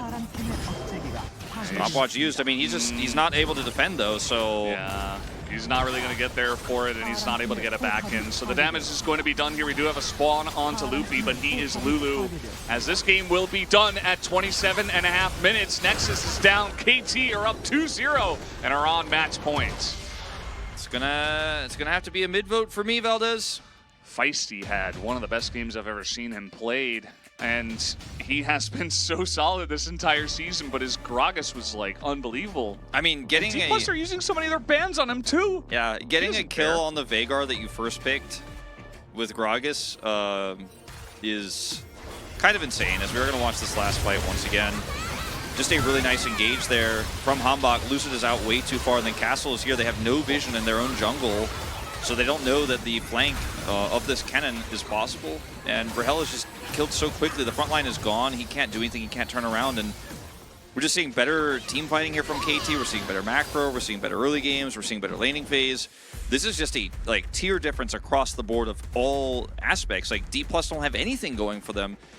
And I was worried that's how the series was going to look. I think D+ were much stronger in the early part of the season, but as the meta has shifted, they have not been able to keep up.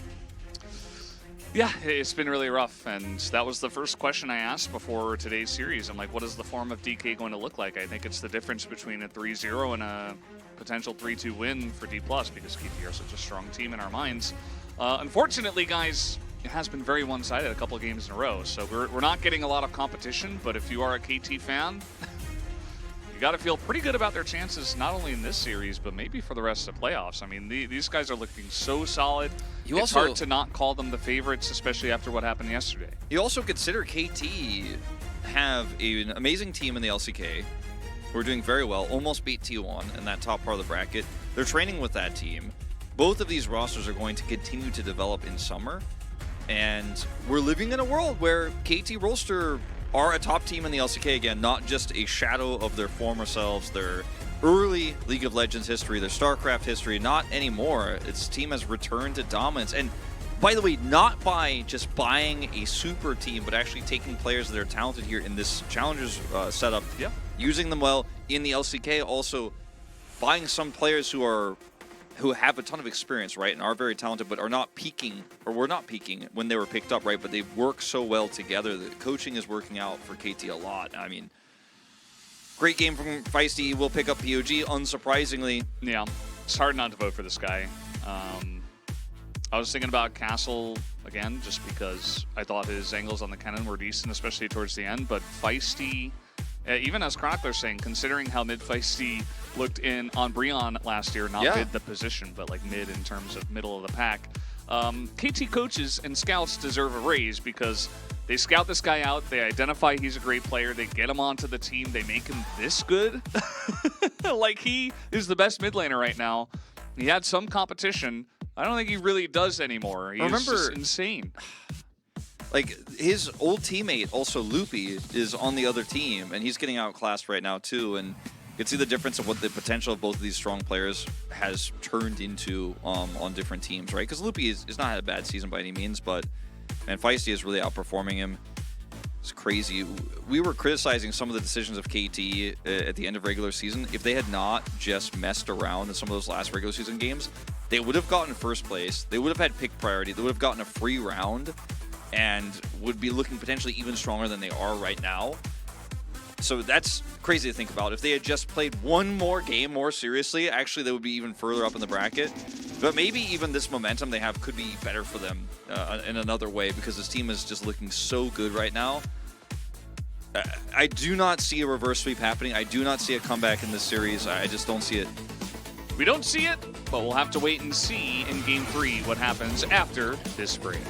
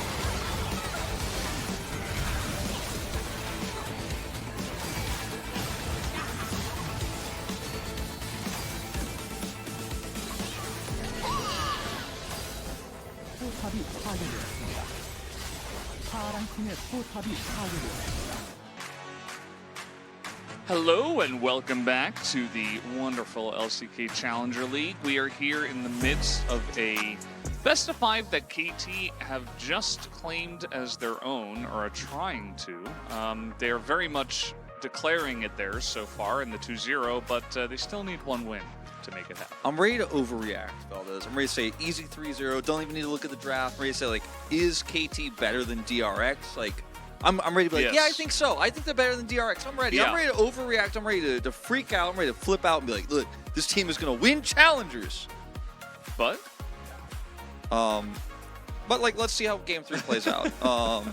And see how they do when they inevitably face off against DRX in the next round, because that seems very likely at this point in time. I actually still think, I don't think I said this on air yet, I told you about it, but I still think T1 is a better series, or a better team yesterday. They made some big mistakes, and they were caught off guard by some wild drafting. If something like that is going to happen in this best of 5, then D+ need to change up their drafting. And they have not changed up their drafting in a long time. So it's time to bring it back. Let's see what side they pick. We don't know yet. There's a blank on our screen for what side they select. Maybe they haven't chosen yet. What are they gonna choose? I think blue is fine. Just don't prioritize Veigar or Zeri. And they did pick blue. Don't play Veigar? Yeah. Don't play Zeri maybe as well. Blue side is the selection. Fans still going very hype here, not getting excited or anything like that. I know there's a lot of discussion about that in the chat. but the fans are very happy with the way the series has gone so far. Yeah. And I see Kevin Kim's talking about the head-to-head between DRX and KT. It is true that KT went 0-2 in round robin, but doesn't necessarily mean they're the better team. See what happens when we get to the best of 5 that potentially could be happening next week on Monday. But let's not get ahead of ourselves, as there's a lot of D+ fans here in the chat and in the arena. A lot of D+ supporters tonight, but we're going to need to see a big comeback here. It would be crazy if after almost losing to Nongshim, they just get completely blown out by KT here in this round 2 match. All right, let's see how this one goes. Are we still banning mid laners against Feisty?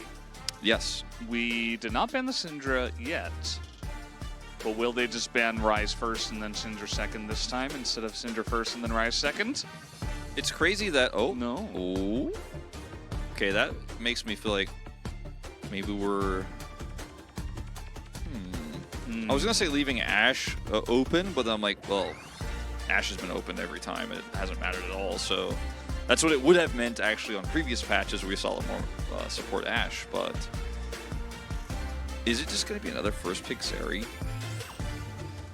Yeah, you might want to hold counter for mid if KT let you. Okay, they banned the Sejuani and the Ashe. They like first pick Syndra. I'm like, no! First pick Zeri? It makes me feel like it's a Zeri pick because, I mean, you could pick Lee Sin here again, and it's fine, but you're giving over a strong 2v2 to KT. And they will probably just pick the Xayah lane again. We're first picking Caitlyn. Okay, and now that? You have somewhat of an answer to the Zeri pick if Hype picks it up. Let's see what KT have in the wheelhouse now, because KT also doesn't really change their drafts up too much. They don't really throw curveballs, and they kind of play through their own tier list, so they may just simply go, all right, we're playing Zeri, we don't care about the Caitlyn. I hope not. I'd rather see a Xayah or a Jinx, potentially. They're playing Zeri and they don't carry.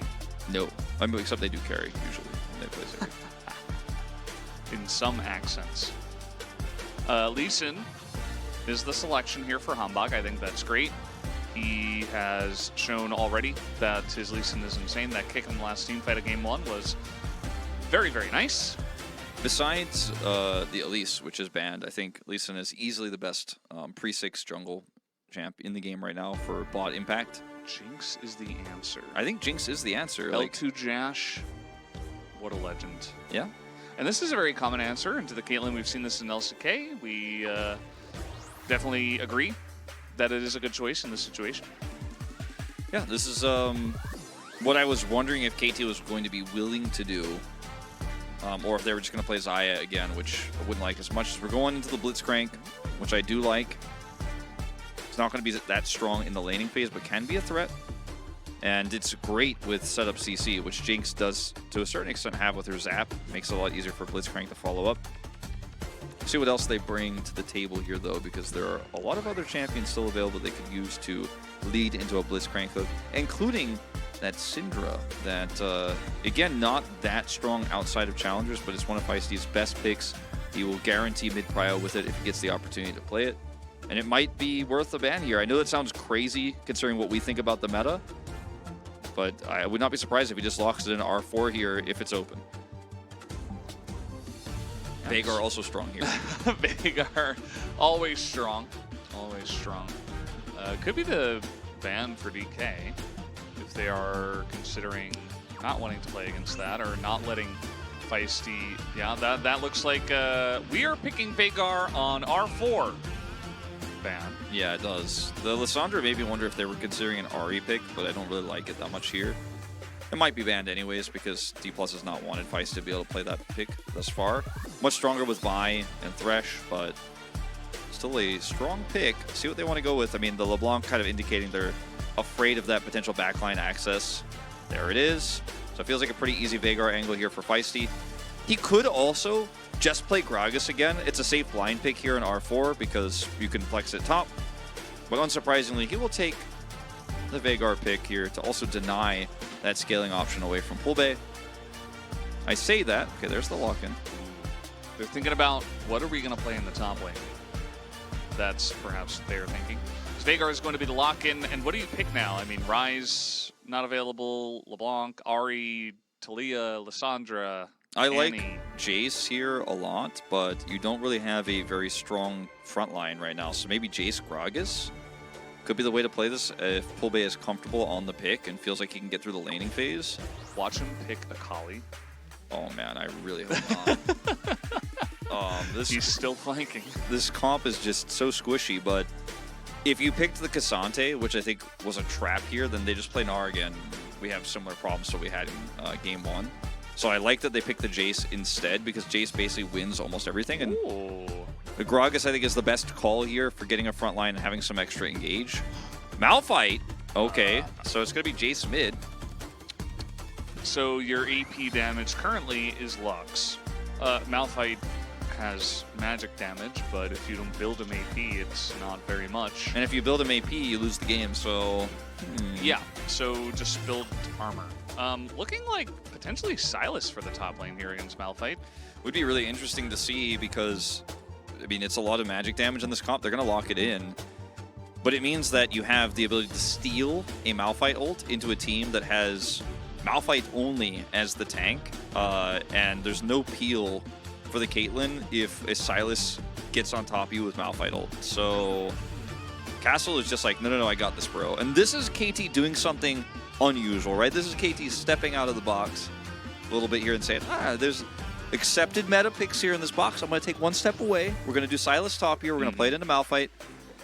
And I'm actually worried for Pulbay because Jace into Veigar, if he wants to push the matchup really aggressively, then Lucid is going to have to be there with him to follow, or Hambak will punish this lane over and over and over again. And once again, we could see a game where Feisty's like, oh yeah, I'm going to scale naturally with this Veigar, but what if you guys mess up in the mid lane and I actually get accelerated? Because I could see that happening. I think it's a good draft for D+. I think the Malphite pick is smart, but the Sylas is such a cool answer here from KT. Yeah, I think they have a good lane with this R5 pick, and the Sylas is going to scale quite well alongside of Veigar and Jace, so tons of damage as the game comes along.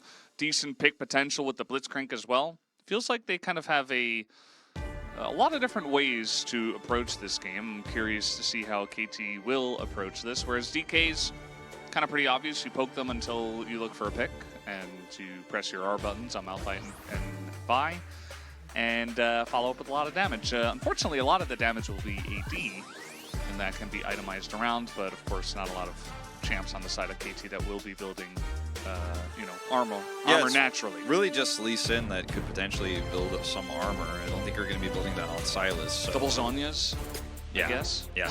Hey, that's basically where we're at. So here we go. Here we go. Game number 3 starting right now.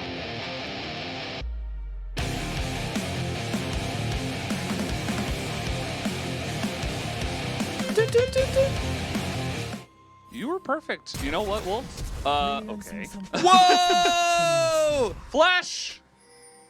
And You ever flash a missed hook? Missed hook? It's okay. He got the flash at a loopy, and that is going to be a win because he has Hex Flash.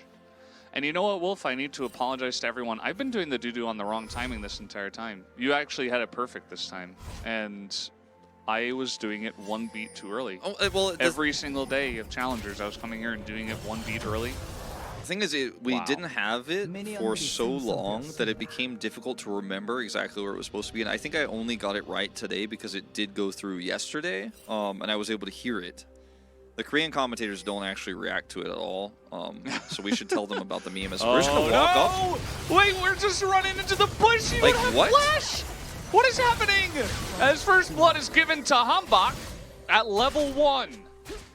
At least it wasn't given to the Jinx, but Wolf was 1 beat late, I'm pretty sure. No, he was perfectly on time. That's the thing. It is 1 beat late. And he was right. I was like a little bit late. I don't think you were. Maybe not a full beat, but maybe like a half beat. Anyway, how do you flash a missed hook and then walk into a brush where you don't have vision against a Blitzcrank? Like, how do you make those 2 decisions? Lelupi is a better player than this. So I'm going to watch the VOD. I'm gonna get to the bottom of this, but it is a good question that you ask, Wolf, because I mean, especially after the first couple of games, if you're trying to give yourself a chance in the series, you don't give the super confident 2-0 team that maybe they were feeling a little bit nervous. Now they're not. There's not a lot of pressure on them now that their Lee Sin, piloted by Hambach, has first blood at 1 minute and 20. 7-1 Lee Sin, by the way. Yeah, he's very good at this pick in particular. So we saw him use it in this series already. As you mentioned, the amazing kick we had to kill the enemy Zeri. Lucid is going to try to make something happen here potentially early, but he's going to walk over a ward. Hello. And it's Blitzcrank at level 2, so I don't think he will find anything. Now Hype, with his melee support, even though it started off decently, still not going to have much pride on this lane. Needs to wait as Thanatos takes a turret shot. Castle is running him down. Might be a forced flash, okay. He's got the lane in a perfect spot. This is not looking great. Feels bad. Man? Yeah. Yeah, I mean, it is just the one kill. Well, let's see what Rahel and Loopy can get done in this lane because, of course, outside of getting hooks, the Blitzcrank doesn't do much to keep Jinx in a good spot. Jinx has the range to be able to potentially farm in a lane like this, but mostly you're just going to be crashing waves as Caitlyn Lux and getting some plates out of that. Yeah, didn't even drop a ward in the brush there to the left side of the bottom turret. I thought maybe they would commit there so they could make sure that Lucid isn't coming down to try to set up for anything, because the Caitlyn Lux will naturally push and the Lee Sin is topside. And if you have a ward in that brush as the Blitzcrank lane, you actually could hook the enemy Vi into the turret and actually set up for a kill. Instead, they didn't do it, so they won't have vision of when Lucid comes over here. I'm not trying to say like this is a mistake. They want to save the ward for something else, but now they are doing it. They're going for this. I think they see where he's back. Maybe not. They are going to get a ward down, though, as they clear it out. And they just expected him to be in there. Yeah. Second time here. Hambach has angled down towards the bottom side. And guess what? No flash on Loopy right now, but the Q is going to land here as Wei is not able to follow up because of that. Yeah, if Hambach hits that Sonic Wave 2, there's an opportunity there to grab a second flash from Rahel. So really nice timing here for KT to go in there, Hex Flash the wall to surprise potentially a Vi that's there. If she's not, they get the ward up, confirm she's not there as Hambach comes down to make sure he can actually put some pressure on. And now they've relieved that pressure a little bit here on the bottom side of the map. And what did I say about Feisty Pulbe? Bit of an angle here underneath the turret. Thanatos has to flash away. This is something you can do, picking that AP Silas into the Malphite. You thought you were safe, but Castle has found yet another answer. He does have biscuits, so he should be able to get some mana back here and continue to be annoying. Like, he should actually be able to stay in this lane. What do you think those biscuits taste like?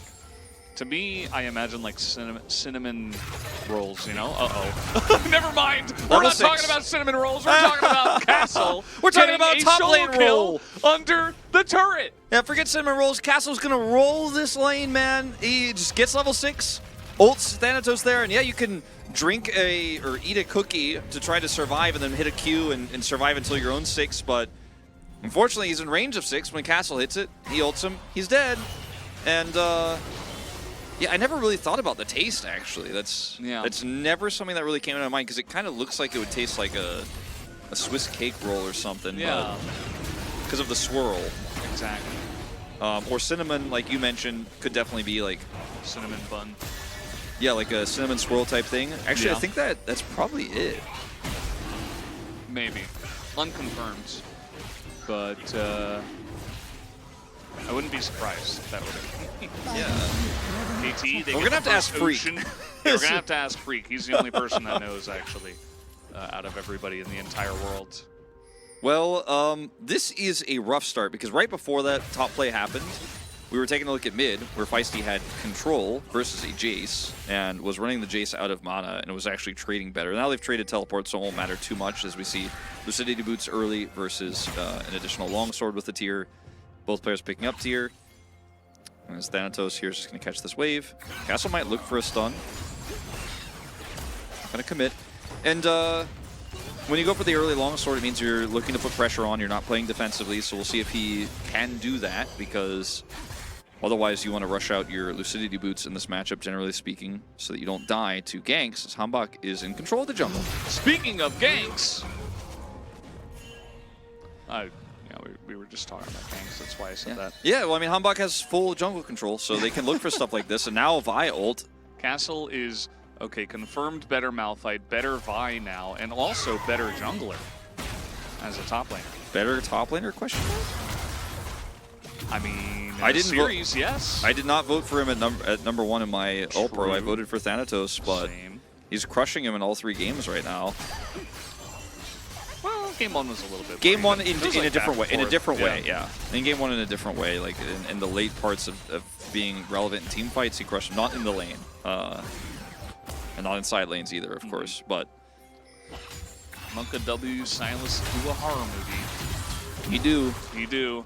As Violt's still held by Castle, he's like, okay, well, you can't really take trades against me. You're behind now. I have Catalyst, which means I basically can never die, especially as Silas against a Malphite. So Thanatos is desperately trying to be, have some sort of semblance of control in this lane, but he doesn't really have any.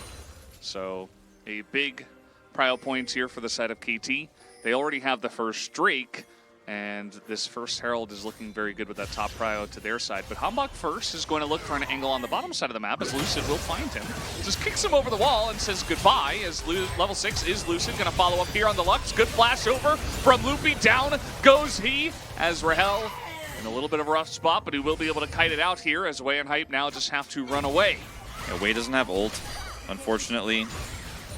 And Hype doesn't really have a great target here. Could try to interrupt the back. He probably will, like this one, for example, on a ward. Doesn't actually commit, interestingly. Okay, there he goes. So, that's annoying. Unlucky. Yes, the casters can read you. Yes, we read you. We read you, Cassius. Yep. Over and out. Yep. You were going to say something? No, relevance to the game? Yeah, he walks over a ward. So this is really interesting, though, because he walks over this ward, and he's standing here, right? But what's really interesting about this is I think they're still set up to win this fight, in fact. Like, the way that they play this so perfectly, because you can buy a ton of time here and get over the wall and bring the enemy by, and then they try to force this kill onto Rahel. It's not successful, but it almost was. And I think if Wei has ult, if he has level 6, you actually probably trade that back and still delay the back. And yeah, you have a 20 CS lead here on the bottom lane. You have that amount of control here. The Lux picks up a kill but loses flash. Like, it just feels like such a minor, it feels like of minor significance right now. It could be relevant later if they're able to get more plates, because it's only 2 plates to the Caitlyn so far.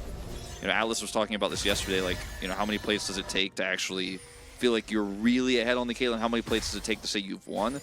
I think a kill, if the Caitlyn picked it up here, you're like, okay, this is done well enough. But 2 itself right now with the rest of the map in shambles, this is not the fault of Rahel in any way, but it feels like compositionally here, I think D+ are on the losing end, at least for now. Yeah. Does feel that way. Wei is going to hook into the Abyss as he takes a massive amount of poke for his sins. But he will learn from that. As Lucid, he's hanging around here on the bottom side, kind of tri-laning at this moment, as will he take this plunge over the wall? And yes, he will, as Hambak is like, no. I thought Wei was maybe going to just instantly look for the play there, look for the hook. Okay, well, let's not do that onto a trap. No, let's not do that. Let's avoid that. As bottom is a problem. It's certainly an issue. The Caitlyn is very ahead now, and we're talking about getting close to 40 CS now. And KT, they're trying to force these fights. They do not have prio for mid, so if Kolbe comes over, forces the flash. Wei is dead. He does do a nice amount of damage, but Rahel just flashes, and he's totally fine. As now we do have Castle, who is a massive raid boss in this game. He gets there first, so once again, able to be a very big guy on this rift right now, as Thanatos does come down and trades it back for the Jinx, as Hype can't find his flash button for that one. Yeah, it looks like it's just going to be a slightly bigger or slightly better trade here for D+, as the Jinx does pick up a kill. But what KT are looking for here, because remember, they actually have at least an ult available in this exchange, is just like if you can get the Hype excited here, this is actually an amazing fight, and they are able to do so with the stolen Malphite ultimate. But unfortunately, the real Malphite is able to go through the cage. And if you block him out, which you can't because of his ult, but if you could have actually prevented that engage, if you zoned him a little bit differently, maybe you actually win the fight. Ooh. He's fine. Hook, miss. Q, miss. Well, Feisty's Q as he runs forward at Polbey, trying to force him into the fight, throws out his ultimate as well. And that'll be the end of that. KT in that last fight, like not the one we just saw there, but the one we were just watching a moment ago, the more I think about it, the more I watch it, I'm like, damn, that was actually like almost a triple for them. Hype is just ready to get excited. His ult is blocked. But the way that they set that up looked kind of silly and greedy because they didn't have Cryo, but with the Silas there, it was actually a really smart decision. They couldn't actually pull off the execution of it, but it was so close to being incredibly one-sided, but unfortunately... Ooh. That is massive for DK. Yeah. And DK actually are in control of this game now. I mean, they have a lot of control bottom side. They have a pretty significant gold lead. They've turned this into a 1-for-1 on terms of Drakes, and the Jace is starting to get accelerated. He now has his Eclipse. So I'm feeling pretty good about D+'s chances here in this game at this moment in time. And a lot of this is KT taking some risky decisions that could have worked out. They were just a little bit off the mark, unfortunately. Yeah, and the idea of scaling or compositions may go out the window if DK get X6. This is very overpowered. It's just extremely strong. It can get a losing team into a winning position. It can get a winning team into an unlosable position, as long as, well, you don't do anything too crazy. As still the pressure's down on the bot side, you see plates don't have very long to go. Castle's able to get one in top as Flash into the bottom lane, who does not have Flash. Rahel in a lot of trouble, and that will be the shutdown here given over to Hambach. Yeah, and Lucid just a little bit slow on the play. He has Flash and ult available too, and he was heading down there, but he's not able to help his bottom side of the map here. Rahel has no Flash, and they're aware of it. Wave flashes in for the knock-up, then gets the easy follow-up hook. And they have enough damage there with the Lee Sin nearby. Now maybe they'll set a trap. This is definitely a trap. They have full vision of Hambach. He has no idea as they do combo him down, and he is just dead. No escape for him. Very nicely set up here by DK. And now you're down a jungler here. No objective to punish with. So it's a kill going over to the Vi, but not quite as significant as what we saw just moments before. Still, trading something back here. Okay, big trade in the top side, speaking of which, as at least you can slow the attack speed of Castle. So yeah. He doesn't quite get to proc his passive They're so gonna many times. Try to get this turret here. It will be first brick. And I think they should be able to get it with the shadow here from Lucid. He's not even going to stick around. Feisty doesn't teleport. That is definitely going to go over. And he's walking down. You know what? They might just barely be able to defend this. It's a cannon wave, but because he knows that Vi might be in there, he's like, just going to back away. Well, this is KT. They're going to play around their strong lane right now. And they say, well, Bob's just gone. Let's just take down the Malphite as he dies in mid-charge. And, oh, maybe he was just hooked. Either way, looked a bit silly as he does go down in mid-flight, we can say. And down should go this turret. So KT find a way to trade 1-for-1 on the turrets at least. Yeah, and unfortunately for D+, they don't get a kill on the other side, just the turret, because Feisty's showing so much respect that this is definitely a trade up for KT Rolster in terms of gold. And Feisty does have teleport. He's level 11. He can come over to this fight. So KT already grouped towards the Herald here. Very difficult for D+ to make the right decision here now. Chronicler, why are you pinning that to the chat? That's kind of a Giga Chad move, but yeah, that's gonna have to go. And yeah, KT, you know, after that. Wait, what was the pin? Here. I didn't see it. He was just responding to someone. What is the cleanse for? It's for Kate Lux. So speaking of which, how much is dead? He is really struggling to survive against Kate Lux. He's like, wait, this duo is just so strong. Oh yeah, the pin button is like easy to accidentally click on. So I've never accidentally clicked on it, but I never almost accidentally pin stuff. I usually just type all my commands in slash, so I don't actually click on things, but I could see why it happened.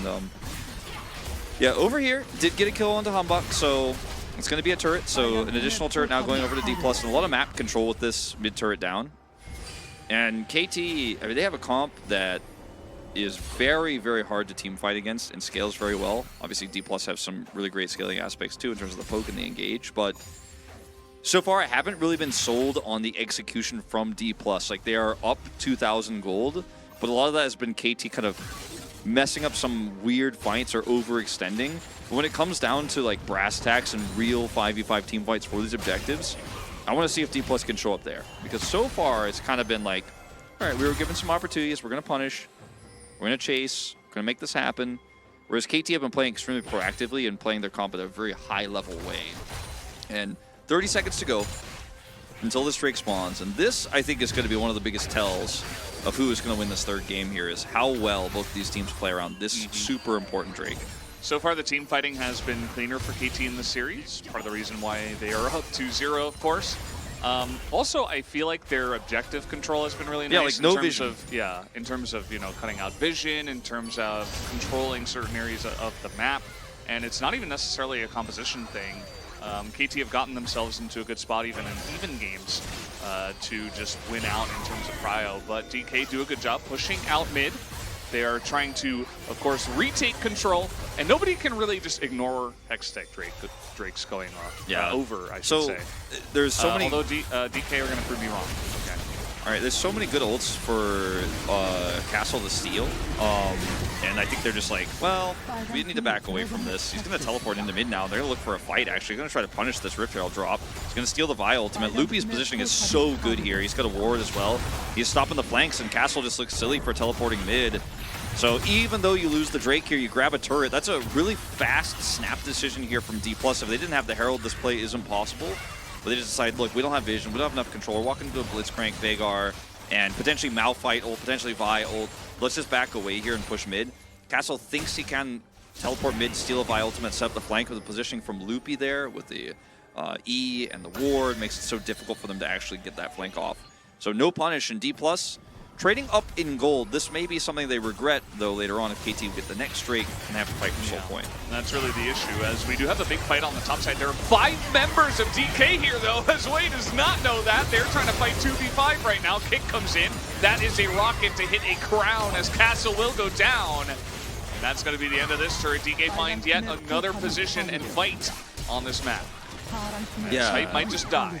It's like he will not. He's going to flash away. There's Hambach. He's still struggling with those traps. He's just going to try to flash out of this one, but he will not be able to. So that's another kill given over. It's so funny how this game has, like, all of the lead that D+ have right now, like the 4,000 plus gold now that they have in the lead, every single fight they've won has just been KT kind of like tripping over their shoelaces a little bit and trying to do too much. It's like they're trying to show off in this game. And while D+ is winning the game, it feels like a donation more than a really sick play where I'm like, oh, look at the play, look at the group up, they're making the macro play. Like, the mid-game play was great. But they're grouped up here, and instead of just walking away and giving turret, they're just hard forcing here in a 2v4 fight. And yeah, I get it, you have the rocket, so you're like, well, it's actually really 2v4 plus Jinx rocket, but you don't have the damage. And Hype comes up here, and he's just donating another kill. Like, it's KT losing this game in a lot more ways than I think D+ are winning. D+ are punishing well, but KT, let's go back to the form we saw in the first 2 games. Maybe this is a bit over aggressive. Chronicler telling us, you know, this is how it started last time, but a nice little cage comes in. It's a ton of damage, and Vi is just 100-0. But the turn comes in, massive 2-man knockup, and the TP in from Pulbay should be enough, as Feisty is going to go golden, but only for a little while, as in goes Castle. But again, I mean, it's up against a super fed Caitlyn, and there's a bunch of traps on the ground. You can't go in alone, as some of the decisions right now for KT fighting from behind are very questionable, and DK are just lapping up the kills. They're very happy about it, as Castle will go in, but even a stopwatch available now for the support Lux, who's 3-1-7. So ultimately, you've now taken 2 fights to save this turret that have resulted in, first of all, the turret still goes down. Second of all, you've given over massive gold to D+, and now this game is just unwinnable. It's unplayable at this point, because, like, you're forcing this here, and you have the numbers advantage, but you miss the hook, and the Veigar Event Horizon, I was like struggling to figure out that word. Event Horizon goes off, but you're way too far out from the enemy Malphite. You know where he is, and then you're forcing this as well. Kill Pulbay! Why are we ulting the backline? If you kill pull by Jinx gets excited again, and maybe you can front to back this, but you went into the backline, so now you're gonna die also. Like everything I said about, oh yeah, KT are doing the better team fighting. Like I said, like what, like 10 minutes ago. I'm like, yeah, I mean, I don't trust D plus right now. Welcome to Challengers. Now I'm like, well, you're not. They're not doing the better team fighting at all. Yeah, it's an issue for sure, and you can see the massive goal differences, especially on the bottom side. This is where DK are going to have their advantage just because of this lane. Didn't matter that Luby lost his flash and died at level 1 if you just come back and you take out the entire turret and get very far ahead. And after that, we're able to use that lead to get even further in the lead as total damage dealt, mostly in Rahel, and second is actually Luby on the Lux. He's done a lot, and the Jinx hasn't been able to do anything this game because they've been trying to set her up, but the fights are ending so quickly where she's just like trying to get out. She's like, oh, okay, this isn't working, I'm trying to retreat. And I mean, KT, I get it, you want to get Soul Point here, and you do have position, but okay, this is a choice you could make. D+ are just going to go for Baron and give up the Soul Point, which KT should never have been able to get this game. And yeah, Baron is better, arguably, but it just feels like DK could have gotten both. Yeah, right? Like this is very weird. KT, maybe if you have zero vision or control over the Baron, maybe they rush it down while you're taking the Drake, but DK could have played around that, right? They could have just taken both. Either way, we do have this Drake going they're down going to try very to contest, slowly. actually. Yeah. I think KT realized this a little bit too slowly, as now it's a bunch of members coming on over. Rahel not quite here, so Wei just going to potentially die. Yep, just gets zapped in the back as Vi ultimate onto the Jinx, and Hype is just not really able to do damage in this one. He's just going to flash over as KT are totally jumping ship. They do not want any part of this fight anymore. Well, now with Baron going over, I mean, you can grab this Drake. You could probably just put Lucid on it solo, to be honest. There should be able to get a massive amount of control over the map, if not just straight up siege the base and end the game outright. This Drake, ironically, is going to buy some additional time here from KT, especially if D+ all just reset, which they will. So, some macro errors here from D+, if we're going to really nitpick, but like at the end of the day, they still got both critical objectives. And KT also made an error in terms of how quickly they went over to do said Drake, so didn't actually get the advantage they were looking for, gave up the Baron. And I still want to say, like, this game is 100% over. D+ have this, or we're going to a fourth game. But, you know, if they continue to just fight for Drakes and not get much out of their Baron, for example, I mean, there's a world where we get to the late game, like super late game, and KT catch up. So, gonna have to see what they do with the last 90 seconds of this Baron. Should be able to get this turret at least. But yeah, Valdez has not been the cleanest Challengers gameplay that we have seen. That is the way it goes, generally. As the entire team pushing in with this one. And I think as DK, you can hope for 2 inhibitors here. Thanatos doing a great job of holding down the fort in mid. Although now he's... okay, he's not going to take that inhibitor. Spolbay goes over to mid, but... I mean, they should eventually get it, right? Like, right? A little hook there as he hooks him into the wall, and a 3-man knockup comes out from the Malphite as they just line up for it. Right in front of him, Castle is going to ult a Zhonya's as he is alone in the backside, and that will be the end of this game. DK, they find the angles, a very nice team fight once again, and that should do it. All right, going to game 4. KT Rolster falling apart here in this third game. You mentioned the nerves that might come in when you're like this close to winning.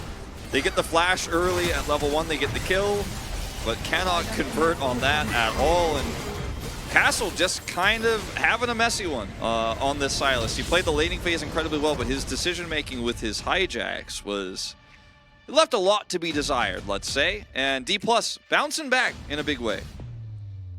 Yeah, it was a pretty massive game for them to bounce back on as well. You know, it felt a bit doomed after the first blood and after the way the laning phase was going on the top side of the map, but they just held strong, waited for their Caitlyn and Lux to take down the turret, and from there it was basically over. I think the POG is probably either going to go to Thanatos or Loopy this game.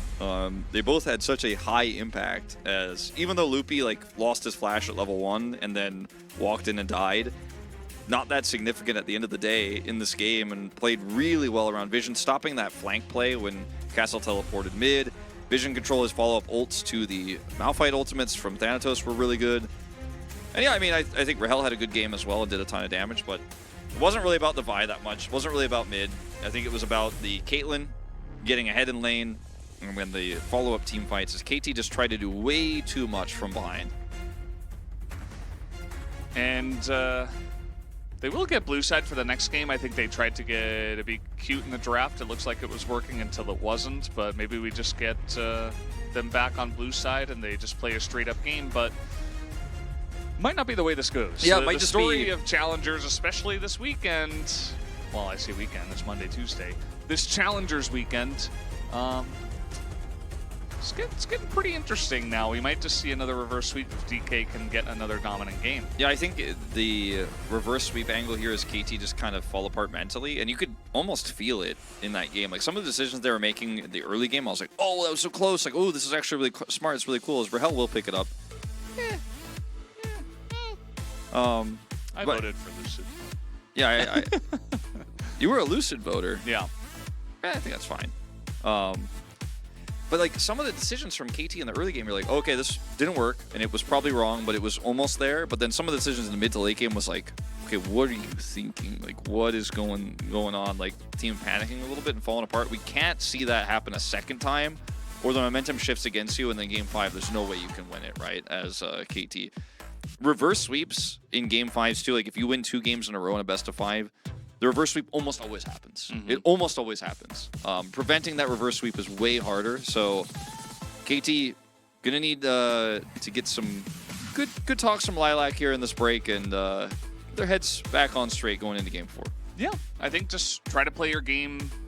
Don't try to be too fancy. No more Silas counter picks or anything like that. Just play a pretty straightforward composition, and you should be in a really good position. But the question is, now does the mounting fear, the dread, begin to come in, and somehow do they start to lose control of this series is another question, because DK, I liked their ability to just stabilize and come back in that game. So either way, guys, we are done here with game number 3. We'll take a break and be back.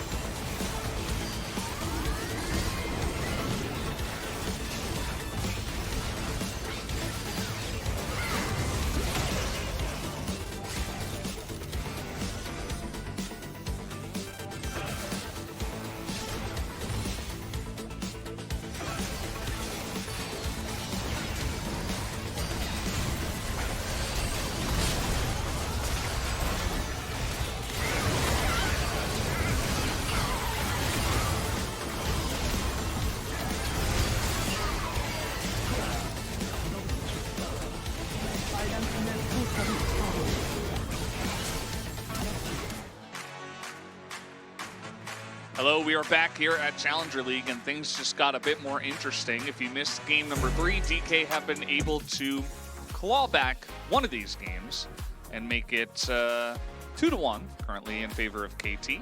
KT will have side selection, probably going to go to the blue side. Might be able to wrest back control, but DK finally one step forward. Yeah, I think it's going to be about the mental fortitude here of KT Rolster if they can continue to play well in the rest of this series, or if their decision-making that we saw in that last game is indicative of kind of a breakdown, especially in the mid-game.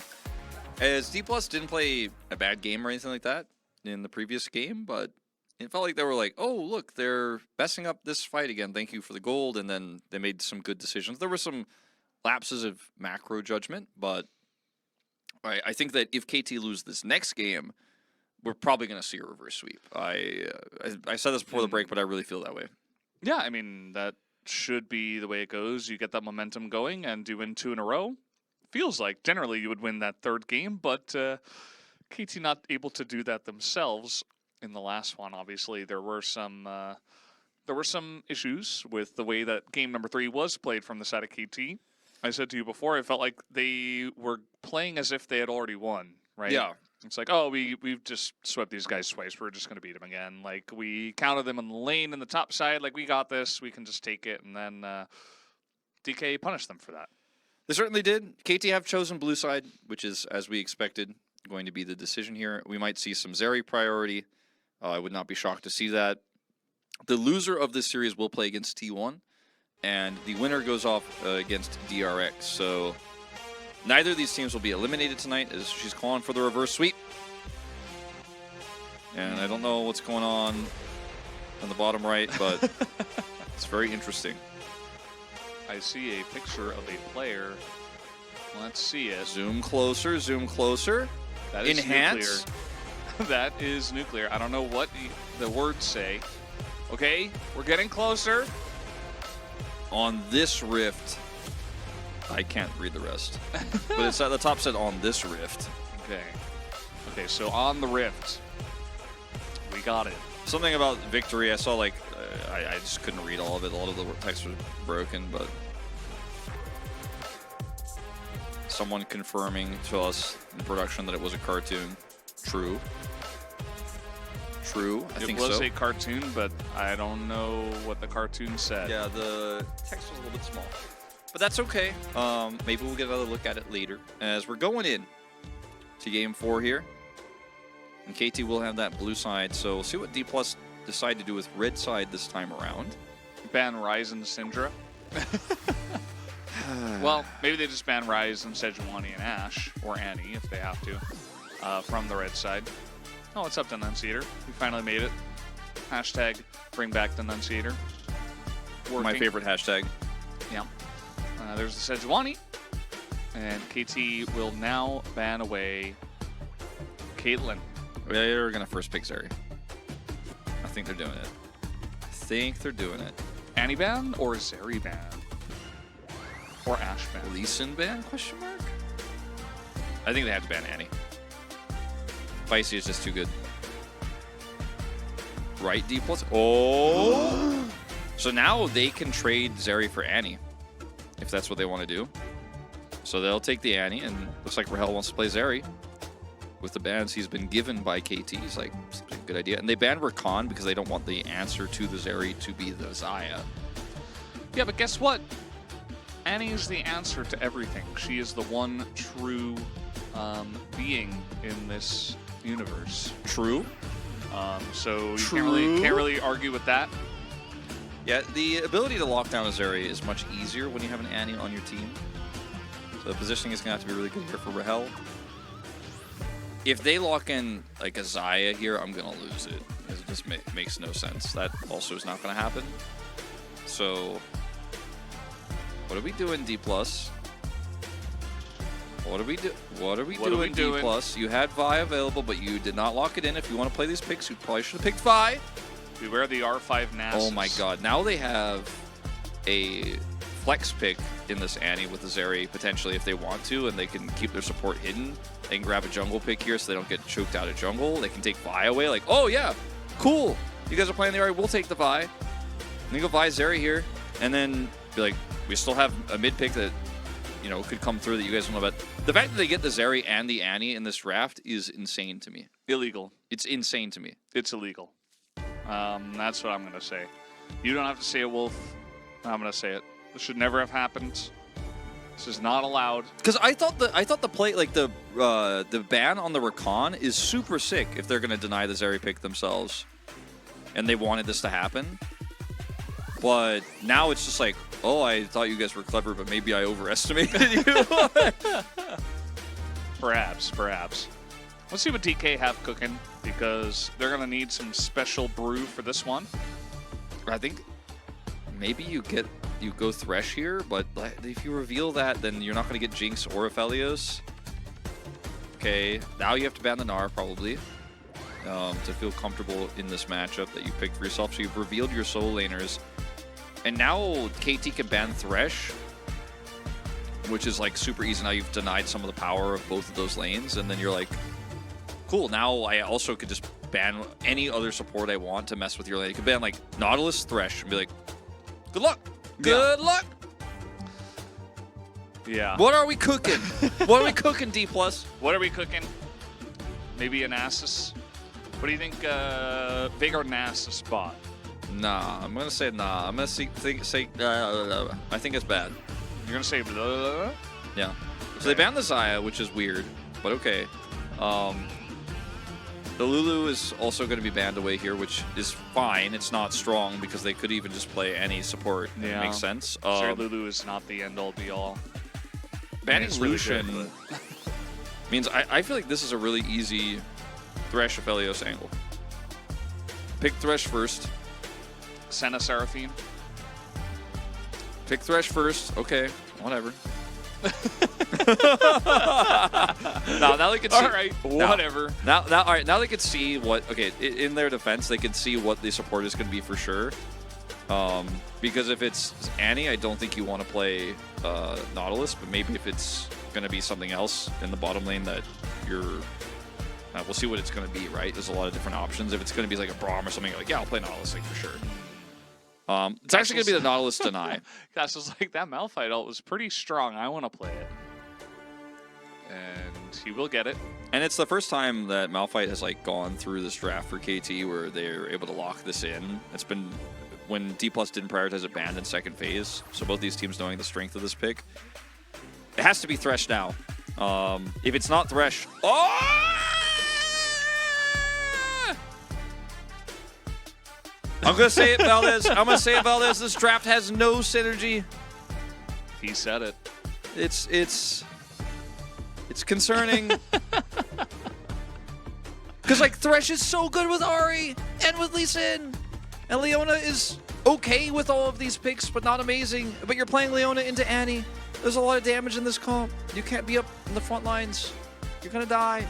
Now, Loopy has played 3 games of Leona. He is 3-0 on the pick. All right, but what about Thresh? Let's take a look at that one. 0 games Zero of games. Thresh. Wow, What did he mean by this? I think that explains a little bit. Maybe he doesn't feel comfortable on the pick.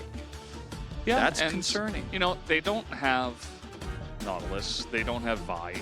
They don't have much point-and-click stun, and Leona isn't really either, but at least it's range engage to either hit the Zeri and force a cleanse, or if you do get into the backline, you can point-and-click your Q, so at least you do have some sort of way to get onto the Zeri. And chat, I feel like without it, you know, I'm digging deep here, you know? Yeah. Like, I don't really like it either, but I'm trying to, like, understand the Thresh is okay. where they're coming from. The Thresh is okay with the Aphelios into the Nautilus area. It's not great, but the Thresh is not actually for your lane. It's actually for your Ahri and your Lee Sin.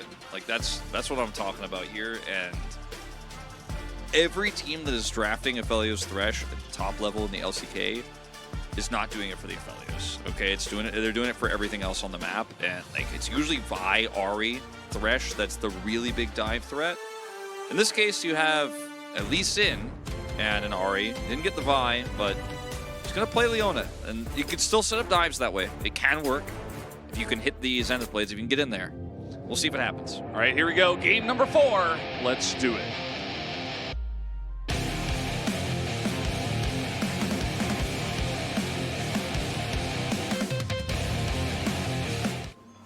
This was gonna let go. Wolf was right. Wolf was right.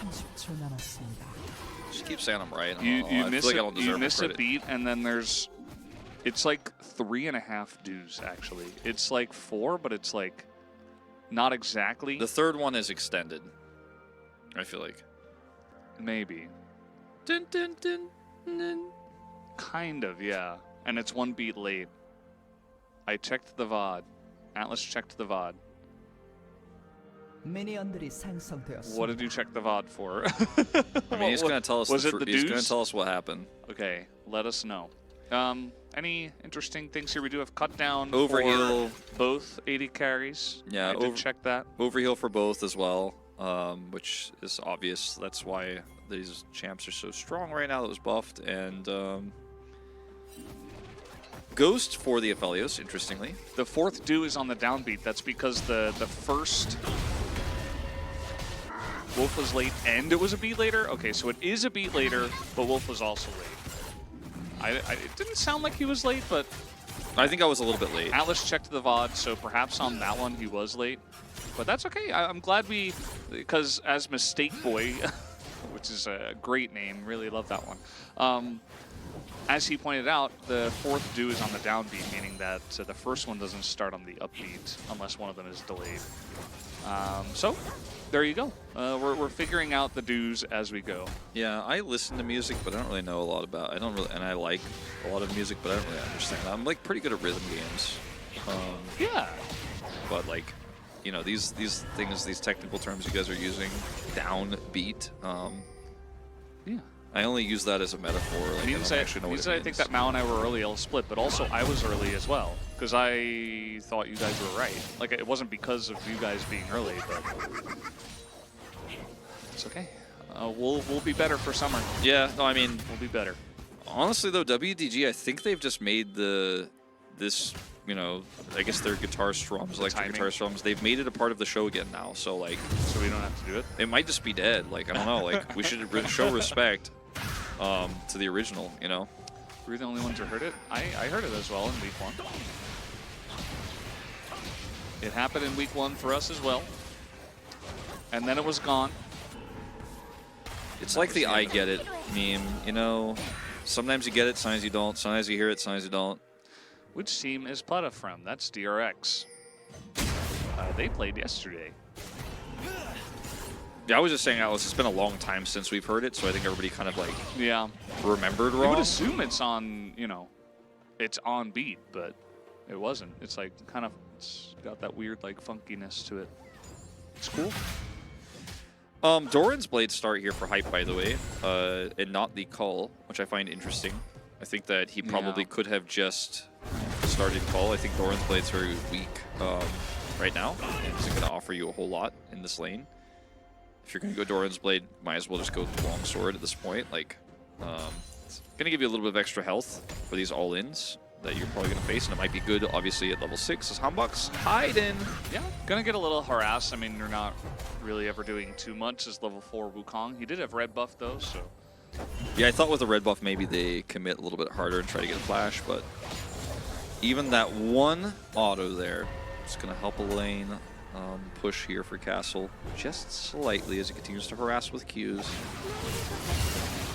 As, yeah, bit of a trade in mid, not too significant.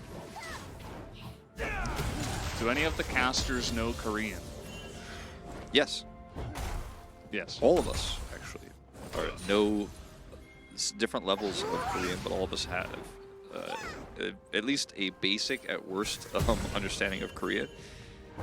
And everyone has studied it in their own way. Valdez and I have been here the longest, so our Korean is better, but... Yeah, I also had a free year where I wasn't working and only studying, so that was kind of broken. Yeah. Compared to most of the other guys who were very busy and didn't quite have the same amount of time. It's unfair. Yeah.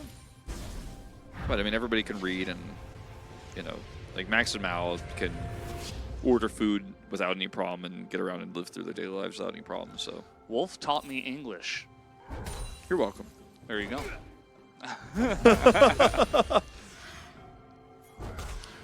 Glad to hear it. Yeah. So, this early game here, where nothing has happened with the Lee Sin, doesn't feel great. Well, it doesn't feel very feel amazing, you know, for D+'s composition, as there are going to be serious team fight issues later on. But it's a call start for Rahel, so at least he knows he's going to be hitting that extra gold in a little bit. Lupi has come here to steal some XP. Obviously, not what he's doing, but just help pushing, and we are looking for this Cloud Drake here. Yeah, he just wants to have some pressure in mid so they can get this Drake. So they don't make anything happen early with the with an early Lee Sin gang, but they are able to still pick up the Drake first. Nothing Wade can do about this. Now they're going to push this wave in, so Rahel will potentially lose some farm here if they set a trap. And just try to slow down that rotation over. Early game Zeri power, man. Yeah, huge damage. Beautiful tracking. Beautiful tracking. Beautiful. As Charm is going to hit here. Ulbay is going to get tittersed. I often rather think of Taimu from that old envious roster that had the beautiful tracking Same. in said game with the Soldier 76 ult, but no one thinks of it as often as Atlas, no doubt. Not going to force a plate or anything like that with this wave, just going to try to deny some farm. Pulbay shouldn't lose too much, but having to back here after teleporting already means that he will lose a significant chunk of it and is 20 CS down. And Pulbay has really fallen quite significantly in terms of his prowess here in the lane. Probably should let this plate go. If he defends it and then Feisty picks it up, that will feel real bad. And I think that's exactly what's going to happen. Sadly. Huge engage on the bottom lane. Yeah, if by huge you mean very small. I mean, he did go all the way. Oh, we haven't heard that one in a while. Mm-hmm. God, that's a great meme. That's a real throwback. I mean, I was just listening to the Grease soundtrack in the car on the way here, so that's all. That's where it came from. That's why I was thinking of it, at least. Somebody wrote 2-2, and I think what he means by that, it's like for anyone asks, World 2. Yeah, level 2. I thought that initially, but I think he thinks that D+ are going to win this fight and bring us to Game 5. And right now, I don't think KT should be contesting this. They're very late, and that is really unfortunate for KT that they completely committed to this and then got nothing out of it. So Zeri could have been getting plate cold bottom side. She's not going to be able to get a huge advantage there. Rahel has Crescendum, but isn't going to be able to do anything with it here. So she might still, actually. But it could have been even bigger what this area is able to pick up out of this. So, bit of an unfortunate situation here for KT Rolster. I bind my flash on my mouse wheel. I think that's a good idea, as Pulbay is once again getting traded out, and I think he got 40 gold from First Strike, if I'm not mistaken. I'd love to get a First Strike counter on the gold if possible, if anyone's out there listening, a very special someone. Because he just keeps doing this, and now he's ahead 20 CS as well. So, imagine leaving Annie up in 2023. Yeah. And then not picking Zeri. Yeah, and Feisty's like, I press R button and I get gold. And then picking Ari and not picking Thresh. Imagine. Yeah. Well, you know, so some of our players here in Challengers don't quite have the champion oceans that some of the players in the LCK have, or Feisty, who has a champion ocean, as we have learned. And like, this is still a winnable game for D+. It's a 0-0 kill game. You know, they were able to get the Rift Herald. They got the early for trade. DRX. Well, guess what? I know both of the teams start with D, but they're not the same team. But unfortunately. But yeah, maybe. I mean, look, they have some good things going for them, right? Early Drake, which buys them time. They have Rift Herald, so that's going to be some gold. Where if they can find a place to secure it, because right now it's been a little bit tough. Probably going to go bottom. Rahel's about to finish his cull. Sub 10 on this now. We'll be able to finish it with the next wave. Feels really bad that it's actually legit just going to be 2 off if it gets all of the CS, but sometimes that's how it goes. Just wait until next wave. Go ahead. Yeah, a little bit unlucky. A little bit unlucky. You should have hit 2 more CS. Should have. But you've got some advantages here. Now you're going to stay around for this Drake fight. 30 seconds till spawn.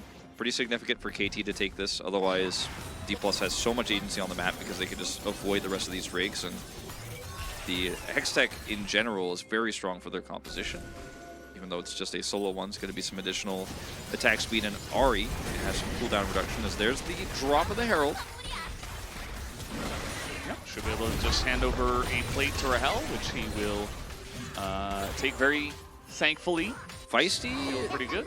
Looks like he's maybe trying to set a trap, but now he's the one who's caught. Okay, he's Annie. That was my analysis for the situation. Yeah. I knew that I did not have to say anything else. Because Rahel will just ghost away. Got a ghost. Yeah.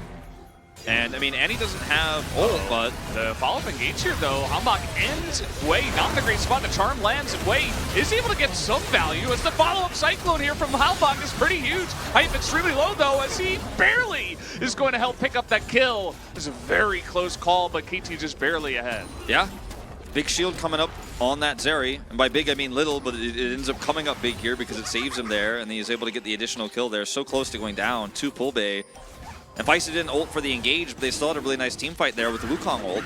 Flash Cyclone's super huge in this fight, and now D+ just rushing over here with these low health bars, hoping they can contest this Drake, and I think they'd be right in that they can actually stop KT from doing this because everyone had to back. This means that D+ get a second chance at this fight, and this time those critical ultimates that KT used will not be available. This Castle doesn't have Unleashed Teleport, he's stuck topside, and actually I think at the end of the day, D+ will still get this Drake, and a lot of gold going over to KT here, but D+ now with a gold lead and a 2 Drake lead. With the Cull completing, that's where a lot of that gold lead is. Aphelios already has his Gale Force. Well, But there's no jungle, so I think they should just stay on this. I don't think KT can really fight this one.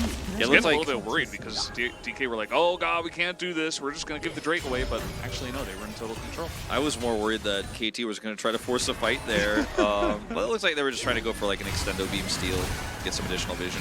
His Hype loses half of his health bar here to the Caliber from Rahel. Rahel plays this so incredibly well, the ult comes through too, and look at how low Hype is pushed by this, but it's Hambach's Flash Cyclone that saves the day here as Feisty shows up with the Tibbers. They have enough damage to burst down the enemy Ahri. Words are hard today for me.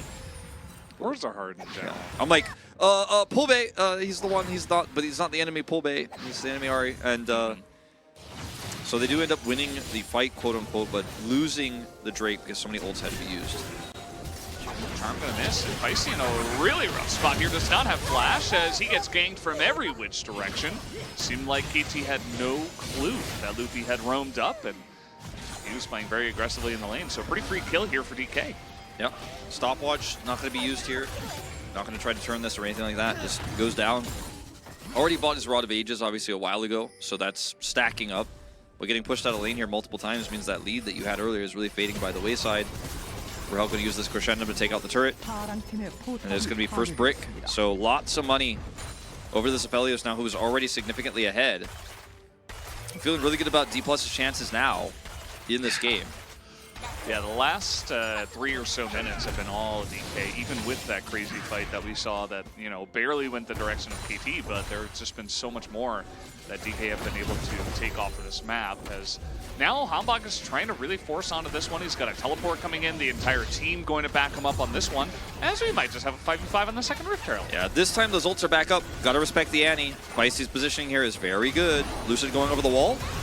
Okay, that's a Cassante. Definitely don't want to hook him as a bit of damage comes out from Rahel. Way in a rough spot here as ult has to be used on the pull bay, and KT do not want to take this fight any longer as they will smite away the Rift Herald. Looks like Hambach should be able to get this one. Nice Cyclone as he goes in alone. Luffy trying to zone them away just goes down as a massive Malphite into the backline. Rahel immediately dies. And now Hype's got an angle here. If he stays alive, KT will win this fight.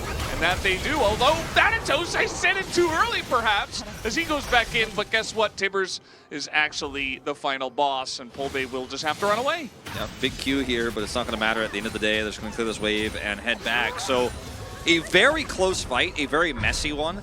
But you could really see the problems with Leona that we talked about in the draft phase where, yeah, she has Eclipse, but she's not going to live very long. As soon as this gets smote away, the call should have been to go out. Loopy goes in, and the follow-up damage isn't there. Hype's on the edge. Rahel cannot actually get anywhere near this team fight because he's like, oh, the Malphite's going to ult. He's still ulted, but while doing no damage previously. So those are the two kills that matter the most. And Thanatos does have a flash, and he's going to use it to get over the wall here, even though he already all-outed. So he trades back some kills, but ultimately a huge win here on the fight for KT Rolster. And D+ just really wanted to deny the eye, but unfortunately gave up their gold lead entirely. And now KT actually taking a massive lead here. Going into this Drake fight is the one person who's still ahead is the Aphelios. And I was going to mention this before this comes up. As you can see, technically Thanatos is 400 gold up, but that's not significant because the enemy top laner is an R button, and he's going to be able to press it every time and do a lot of things to the enemy AD carry regardless, maybe even force him to flash. His flash is coming back up now, so at least he'll have that counterplay for the next fight, but your Aphelios is really the only part of this game that's going well as D+ now in that really messy poor fight. And things are really getting down and dirty in this one. It does feel like DK a little bit nervous on the fight. You saw that KT were able to handle it much better. Like the coordination, once again, it kind of reminds me of the first couple of games where KT were just like really solid, really smooth. In terms of how they got to this point, it wasn't exactly that, but that in that fight specifically, it really felt like total control was in the hands of KT, whereas DK were kind of like going in and out one by one, not really coordinated on their engage. Yeah. And like the fact that the Aphelios is the one that's ahead, it kind of stings the most because if you had a wider lead across your comp, picking one single target feels less bad. Like if you had a real mid laner who does damage and not a pick-based mid laner, then you wouldn't feel as bad if your Aphelios just gets Malphite ulted and dies. But now your lead might just be Malphite ulted and be out of the fight, and that's the end. Like that might actually just be what happens in these team fights. So that's why pick comps are king. Yeah, and like just kill enemy champion. You have an Ahri, but she has such a frontline she has to go through, whereas Malphite doesn't care about frontlines, he just goes. And if Rahel is positioned to not get hit by a Malphite ult, he's not doing anything. So it's a win for KT. And no vision! They're running it again. I saw this in game one as Charm does come in. Feisty, though, with his rod. It's up. It's not completed just yet. No 8-minute rod in this game. But he's still quite tanky. Tanky enough. Yeah, and he has flash ult, so you have to respect his threat as well. Look at how far back Rahel has to play. He's going to actually teleport back into this, it looks like. There it is. It's rough. Really, when you're playing into Malphite, you are essentially forced to play forward, but you have to have flash. And then when he ults you, you have to react on time. It's like, it's really difficult, but it's often what we see from the best AD carries when you are going into Malphite comps. It's not always easy. Yeah, this is just the new meta in the LCK. It's just like, in Challengers too, obviously now, even arguably more so in Challengers, it's just the AD carry scaling is now a thing. We're not playing strong side, we're not playing Lucian, Draven, any of that stuff. So you're just like, well, if I just kill it, I win. Kill AD carry, win fight, win game. And we're just going to let this Drake go to try to do Baron, which isn't spawn. Not sure about this. I thought they were grouping mid to push the turret at least, but instead they got the blue buff and scuttle. See those two control wards here that are being panned over? Yeah. Those two control wards means D+ can't actually force the mid turret. Because what if they're not doing Drake and they just ult us with Malphite while we try to siege the turret? So we can't do that. Baron hasn't spawned yet. We don't have the damage to do Baron anyways. It's probably what somebody would say on the comms if they were actually talking about doing Baron. So they just kind of awkwardly back away and give the Drake for free. And it's Mountain, so this is quite significant into the Ahri, especially. This has happened the entire series. Even in Game 3, there were fights where KT on red side, as we will have a pause here, KT on red side were able to take total vision control and start off fights on their terms, even in the game that they lost. This shouldn't be happening 4 games in a row, but KT, we talked about this before in their first couple of wins, but their macro feels to be maybe the best in Challengers. So it's really difficult to handle. You know, as much as you might look at this and look at it in a negative light for DK, I challenge you to look at it positively for KT because it really is quite impressive. Yeah, no, absolutely. I think that's a really good point. And D Plus looked a little bit lost here, and on top of it all, potentially a hardware issue for them. We'll see what the pause is about. We don't have really visual confirmation on that yet, and as soon as we get the information, we'll convey it to you guys. But actually, it does look like it is a problem with either Loopy or Rahel's equipment. Possibly Rahel there. It was hard to say. You know, yesterday we got 5 games, some crazy drafts and stuff, so I feel like we haven't quite hit that value mark today, so we're kind of like trying to build in some pauses into the script so that we can, you know, kind of reach that same level. It would be crazy if D Plus can come back in this series and come back in this game, because they had a really nice lead. You know, they really did, until they had that poor fight on Herald, unfortunately. And now just taking this opportunity to take your jacket off, as it is a client issue for Rahel. And if any recent FPS, if any recent pauses are to be considered, is probably the FPS drop issue, which means it's just a quick client restart. I feel like it's generally junglers that notice that, even though I feel like in terms of being detail-oriented as a League of Legends player, probably AD carries would notice it first. So, and in this case, I mean, Rahel does. I've noticed that in my games, if I click too many times too quickly, or if I alt-tab for any reason, even by accident, like because you're spamming buttons, like you're spamming your tab key, sometimes my FPS drops, and what I have to do is alt-tab, and then this is weird, but this is my method to get it fixed. Press the Windows key, then close the Windows button, and then reopen the client while alt-tabbing and clicking on the client at the same time, then my FPS goes back to normal. But I have had this happen to me many times, actually, in my solo queue game, so I think that they're probably experiencing a similar bug, if not the same bug. But you can't alt-tab and do all that stuff while you're a pro gamer, so you just have to restart the client. And they have, and he's back in. I think you're a hacker. Nope. That's what I've learned from this discussion. Wolf is actually a professional hacker. I don't know, I was getting really pissed about my frame drops, to be honest, the original Terrible Gamer. I just was like, alt-tabbed a lot and pressed the Windows key, then went back in and it fixed it for me, so that's my method, and it works. Wolf, every solution, it spawns from some problem. Every new thing in the world is here because somebody had an issue or something that was lacking. They're like, okay, why don't we have this thing? If I had this one thing, like, my life would be so much easier, and then they just figure it out. I feel like that's kind of what you did, Wolf. What was it like? There's like a quote like, necessity is the birth of all invention, or something like that. I think that is something like that. Benjamin Franklin. It's like a 94%, I'd say. It's probably like, I feel like there's like one word that's off, but I don't know which one it is. What problem created horoscopes? I mean, people worrying about their lives and where they're going and what their future holds. Yeah. Boom. Also, got him. Also, grifters trying to earn a keep by inventing some weird kind of mumbo jumbo. Yeah. Yeah, exactly. All right. What about fortune cookies then? Yeah, same thing. I mean, those are more a little bit less nefarious, I guess you could say. But either way. We do have the game back. Yes. It is very even. And you were just talking about, you know, just giving away a free Mountain Drake. We talked about how it's not a great macro spot, but we talked about how KT were able to get it, their impressive vision control. But also why it's a problem for the side of DK.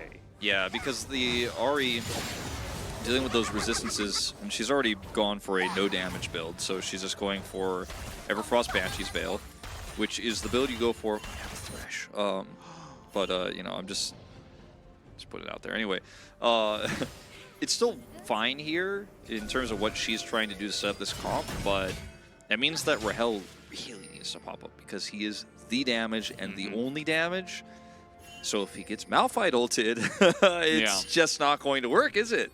And he doesn't have BT. Like, this is a game where I would say, okay, maybe you really need to build some kind of defensive itemization, but he goes Gale Force, which is pretty common, but then also straight into IE, so he's doing a lot of damage, but of course in this situation you're just relying on not getting Malphite ultimate, so you either need to flash it, or anti-ulted because you have Ghost. Or Wukong ulted. Sorry, go on. Yes. You are basically saying, okay, I'm going to take this risk because I am good enough to play around it, but sometimes sometimes just the weight of the difficulty is too much. Like, you're playing up against 2 press R ultimates and you die. Here's in Malphite and Annie. My counter argument is I don't think that is going to save the Bloodthirster shielding actually saves him. As okay, this is a good start. Okay, little play here on the top side. Feist in a lot of trouble. Doesn't quite have another stun here as Tibbers finally comes down, but they get the pick and it is a shutdown that goes over to Holbeck. Plus the extra Tibbers gold. What a misplay. I'm just kidding. But. Yeah, my argument is that, okay, we're not going to get to talk about this for a little bit, but...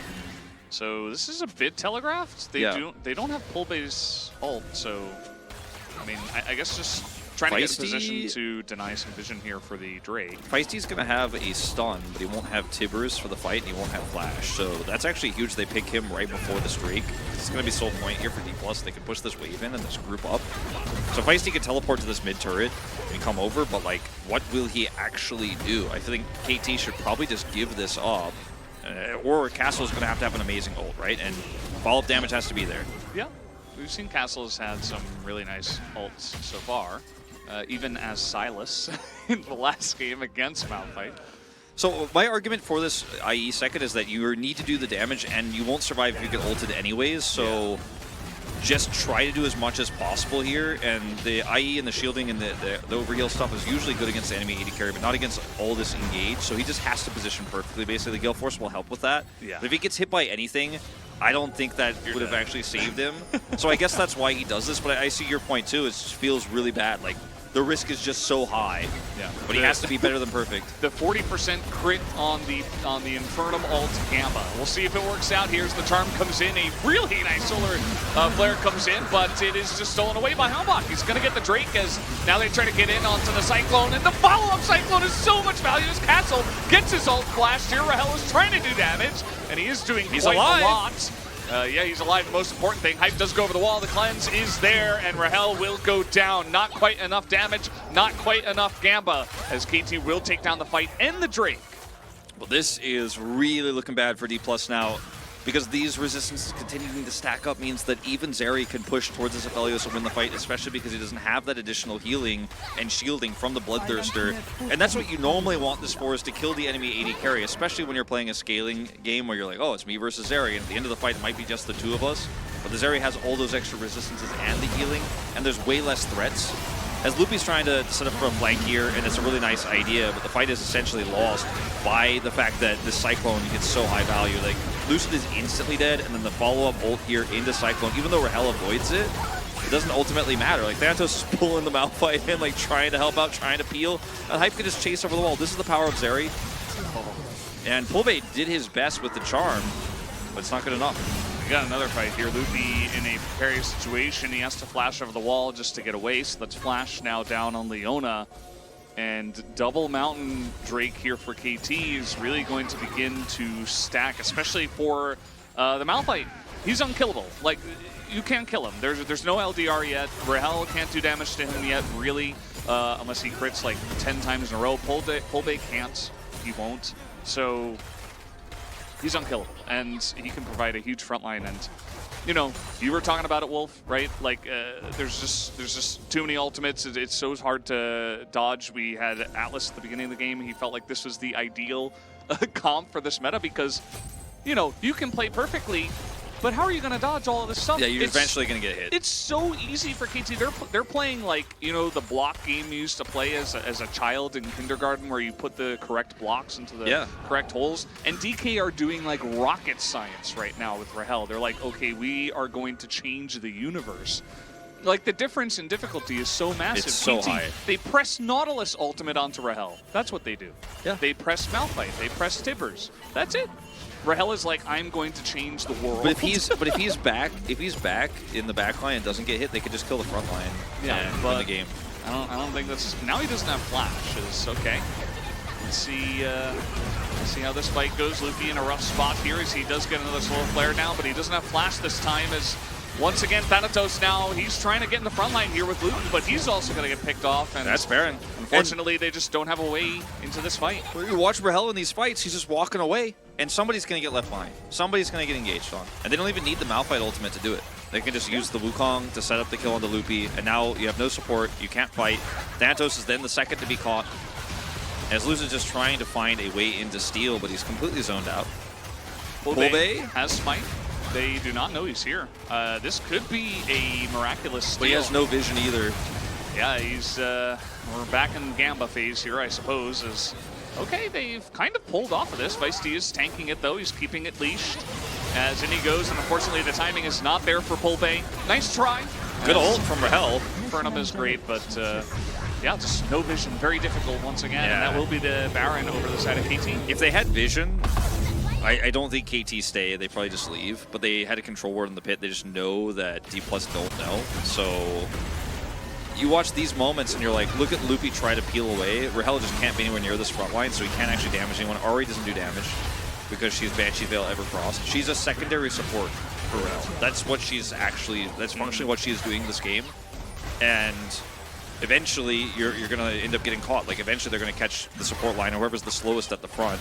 Your Leona and your, okay, hold on. Loopy. All right, here we go again. And he still doesn't have flash. Feels like everybody on the side of DK should be building lucidity boots with the amount of times you have to flash away from stuff, but yeah, even those boots aren't OP enough, I don't think. No, I don't think so. At this point, it might be a little bit too little too late with the Baron push coming in. Well, I mean, he was just trying to set up some vision for a teleport flank as Rahel. Okay, nice doing kiting. some damage. And yeah, he's doing a little bit of damage. I said 10 autos. I guess I was a little bit too conservative. It should have been a lot more than that. Yeah, and Castle, by the way, was like 5 seconds away from getting his ult. He might actually go kill him. If He has vision. LDR too. Yeah. I'm still talking about that last fight. Oh, yeah. like the... Okay, this might just be the end of the game. Okay. Eclipse, the Solar Flare rather, does come in, and yeah, they can't find a way into this, as Rahel will make his way back. But again, this is the first inhibitor to go down. They're trying to get onto Castle. That's 1, 2, 3, 4 autos into Castle. I'm counting them now. I want to know. I want to know how many licks it takes to get to the center of the I just don't Pop. think you're going to find out. I just don't think you're ever going to know. Now, you could get to the halfway point and multiply by 2, I guess. But it doesn't really work that way. But I guess you can. I wonder if Tom Kench or Kalista could have been. Pipe? Wait, whoa, baiting? I actually think the Kalista would have been really nice, but either way, we are in this current game, which has KT and 5,000 gold lead. They're looking for the third Mountain Drake. Third Mountain Drake, and no vision again, but D+ can't give this one up this time. Look at the positioning here for Castle. Oh, God. Oh, no. Well, they are going to see him. That's okay. I mean, they can't kill him. They can't kill him. They can't hurt him. So he's just like, yeah, you can see me. He can still stand there. The only issue is just if they he has push flash. him away. Yeah, Rahel needs to be away. And he's just threatening. He's just holding on to the R as the front line just gets wiped away because KT can never engage because they can't get close enough with Castle, who is not zoned away. So that's going to be the end of that fight, I guess, as KT will take down another Mountain Drake. Another 0-0 for Pulbe and Rahel in terms of damage dealt in a team fight. They can't get close. And Malphite does a lot of damage because of his build. Like he is sitting on a Jackshos and a Sunfire. So if he stands next to people for a long time, it will hurt them, as it turns out. And you get damage from these items from your levels and how long you stay in fights. So like if he just walks at people for a long time, that's like exactly what he wants to do. And so he's going to do a ton of damage in these fights, and then D+ have to walk away or try to all-in him, but they can't because he's too tanky. He has 774 armor.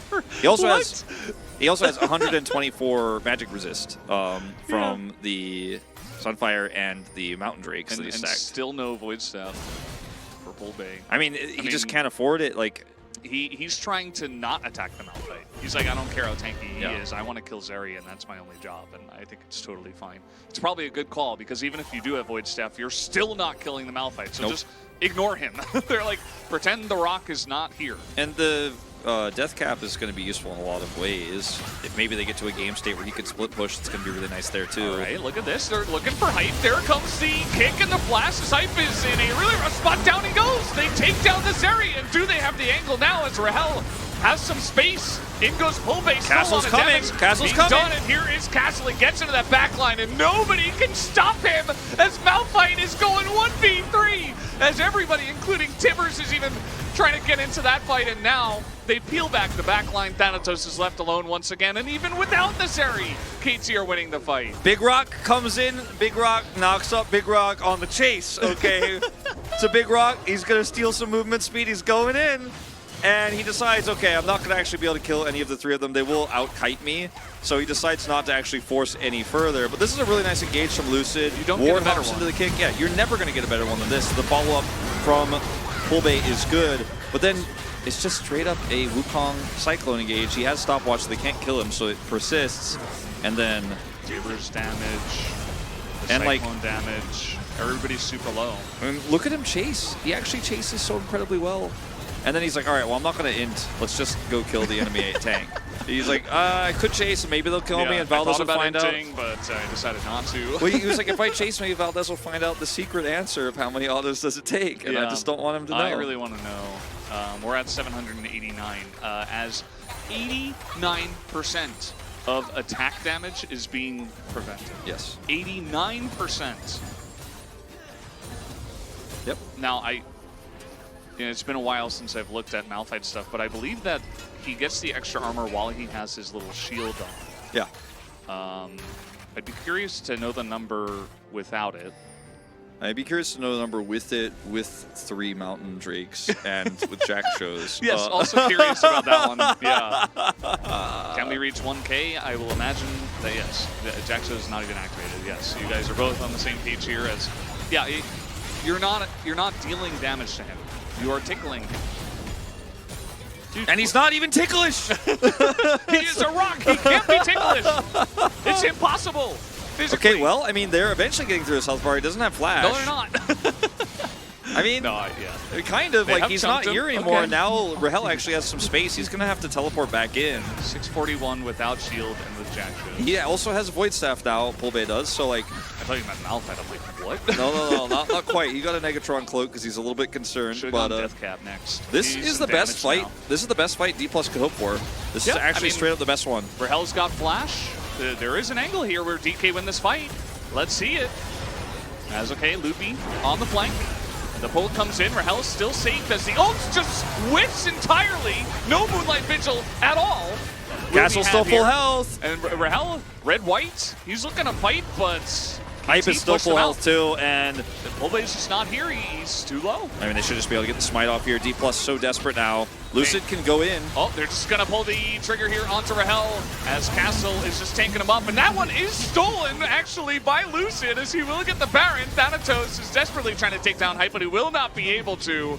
As we do have a couple of kills here in favor of KT, but they did not get the Baron. No, if KT actually find those recalling members of D+, maybe they get even more here and they just end the game. But still, it's a negative 5,000 Baron power play as Lucid comes in, gets the steal, but isn't able to impact the team fight. And people survive. Rahel survives, Pulbe survives, but they don't actually win a fight. Will they be on time for this Mountain Soul?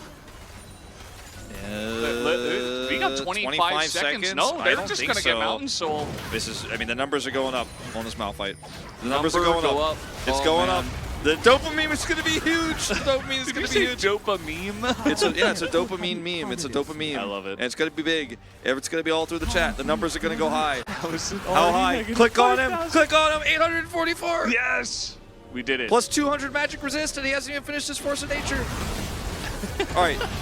Pulbe here is just basically 100 to 0, and he barely survives. And then Rahel, like Castle's like, I'm still going at Rahel, by the way. So they have to get out of here. And even though the kills are not secured, KT can hold on to this Drake. And Lucid is trying so desperately for a steal, and they actually can't control the pit. So KT basically abandoned the Drake to go all in onto the Aphelios. And as a result, it's like a steal, quote unquote, and he is able to get in, but they just let him in because they win the fight otherwise, and then Thanatos is left out to dry. The damage of the chakrams that were going into the Malphite, I didn't see the health bar move at all. It was only until the Ahri came over did it actually begin to move a little bit. And he is only getting tankier as the map comes along, as the game comes along. Yeah, 844 was the next number we got with the final Mountain Soul resistances coming through. He also has a very big shield with his passive plus the Mountain Soul shield. Each hit of this room Q is 42 damage. I love it. I love these numbers. We might just get an Elder Flip. You know, I keep saying this, but like as long as Rahel's got Flash, you can eventually ignore the Malphite if Hype dies. Like there is still an angle. There is some decent pick on the side of PK. We're memeing it, and it feels like a meme. And KT are and kind of were in position to take this game, but it's challengers. We might just get an Elder Flip, and maybe we go to game 5. I mean, Elder means you only have to kill most of the health bar on the Malphite to kill Pretty him. sure Mountain means the game is done, so yes, maybe. Yes. I think so, but like, no, yeah. I mean, Valdez was down the meme. I'm not going to meme. I think this game is done. I think this game was done at probably like on the second Mountain Drink that was taken from KT, but Rahel doesn't exist. It's weird that like it says that there's an 80 carry in the game who's full build. Like you see that? Like you see that on the bottom right, like right above the Leona. It says there's a Felios. It's 1, 2, 4 has full items. I just don't. I don't know what you're talking about. I think that's I don't not. see that. It's really strange that that's in there because I don't think they have an 80 carry actually. That's the thing. Like it's not even Rahel's fault. Like he's playing a great game. I know. He's like really stepped it up for this playoff But actually, match. he doesn't exist. Like he's been erased from history. Actually. Yeah. He It's never so sad existed. for He him. never had a lead in this game. I'm hoping he gets to pop off in this last fight. we have a bunch of non-believers. I mean, by the way, Castle did not have Flash for those last 2 team fights. He has it now. Yeah. So he also has Stopwatch, which I think is like actually silly that he would ever consider that he might be under threat. he also What has, a waste of gold. he has currently 3,347 health on top of all of the resistances. Plus shield. Yeah, plus the shield and Plus the other shield. He also has 204 MR on top of the armor, which is, you know, Malphite thing. The caster curse loading huge. Yeah, we're trying. I'm staying level-headed. Nope, Okay, I'm not. I think this game is done. So I have not. I'm gonna tell you guys I'm pretty excited for KT. KT's chances. How excited are you? Very Exactly. excited. I am Extremely. excited for KT Rolster's Challengers team. Whoa. Yep, that's right. You just That's said that. right. I said it out loud. And I'll say it again. I'm excited for KT Rolster right now. Could be the best team in Challengers. Look at man. that. 4 Mountain Drakes. Even How could Mr. they lose? Sheikah's like, yeah, I'm also excited. How could they lose? Yeah, just put your hair on the line. It's fine. No, I don't do that. That's the other caster's thing. That's Atlas's thing. And sometimes Crocker tries to make it his thing when it's like not even interesting, like comparatively. And I'm like, you know what? I'm just not gonna do it. Probably yesterday say he was gonna dye his hair. He didn't. Yeah. Okay, we got a flash. Wait, Calm down. wait. Here we go. This is the catch on the Hambach. This is what you were looking for as Hambach finally takes a little bit of damage in there as Loopy is going very deep, but maybe too deep as he gets taken. And the flight comes in as where did Rahel go? There's so much damage. Wait, he has GA? He has He's GA? down into his Wait, GA. hold on. And Castle is gaining health by the second. And Hype will just hop over the wall. That's the end of the series, guys. 3-1 in favor of KT as Castle nearly got to 70%. I should have said I was going to dye my hair to a color that you wanted and or cut it all off. Oh, well. I was trying to curse it for you guys. I really was. I really was. Don't worry, guys. We will show the damage graph, and we will show Malphite on top. Do you think Malphite did more damage than the Felios? Yeah, I do. Actually. All right, well... this is the end of the game. TP's coming in, and that's it. KT will move on to the winner's side of the bracket as they will go up against DRX next week.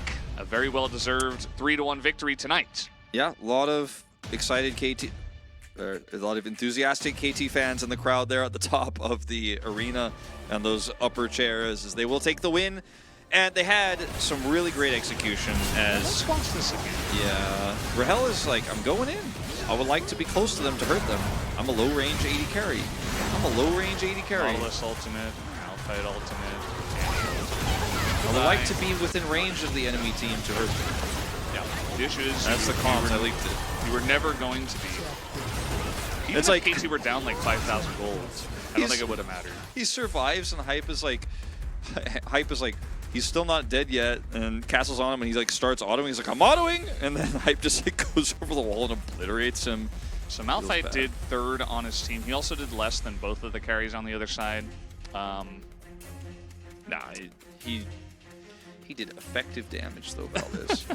His damage leading to eliminations was very high. Who was the first person to play Malphite recently? It was Keen, right? Yes. Pulled it out. So is Keen to Malphite what Faker was to Gragas recently? I would say so, yeah. Because this pick is becoming insane. It synergizes so well with all of the other meta picks as well, and it's perfect for the meta with the layering of CC that we always see. We don't really have to vote because 100% it's just going to be top. So whether we vote or not, like it doesn't matter. But I'll put it in because that's officially what we're supposed to do. All right, I did it. Same. I've memed a lot in this final game, but a lot of that is because I really think... You'll see damage mitigated, guys. Sorry, Yeah. Wolf. When we do see the POG pop up here, we should get that stat up there. That's why what made me remember to vote, because I knew it was going to happen and we were going to see it. But I was really disappointed with D+'s draft here. I thought it was very weak. I thought it had so many holes, and there was no synergy whatsoever. And yeah, Immobile 80 carry can't be picked without Thresh. I mean, the Thresh would have helped for sure. Would have given them a lot more agency. Just play Callista. If you're not gonna play Thresh, then like don't all in on this comp where your Ahri is straight up a second support. Like that's what their Ahri was in this game. Straight up a second support. The Leona R5 we talked about in the draft. Wolf did a incredible screen, and there was a good reason for it. It wasn't the one to go for. Yeah. And like the Aphelios, I was talking about like, oh, it's not about the Aphelios, it's about the Ahri, it's about the Lee Sin. They could have had so much more power with the Thresh pick if they had, with the early game control they did sort of have. Hey, he only reduced 87,000 damage. Almost 1,400 CC score. Keeping the CC score pretty low this time around. He almost got 1396. 100,000 reduced damage. Yeah.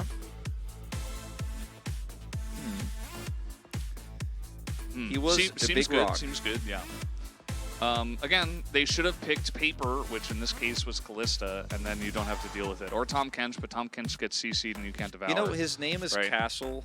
I feel like it's such a fitting name because he was the rock. He was the rook. Okay, he was the fortress. My man, Castle in the top lane. I feel like in all 4 games, he had some serious edges over his lane opponent. Like, Thanatos, we've all kind of universally accepted to be the best top laner in LCK Challengers, but Castle for me was definitely up there, and he was the better player tonight, that's for sure. He had a lot of agency with the picks that were drafted for him, but D+ were not going to reinvent the wheel. They were not going to be brave in this series. They were not going to try new things, and they were just going to get outplayed in the mid lane. They were going to get outplayed in the top lane. They were going to get outplayed in macro.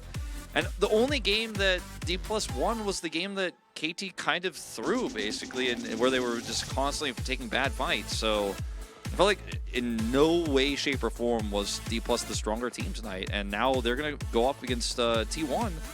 But I would tell you guys right now, I'm not predicting D+ to win that series either. I'm just not. For sure.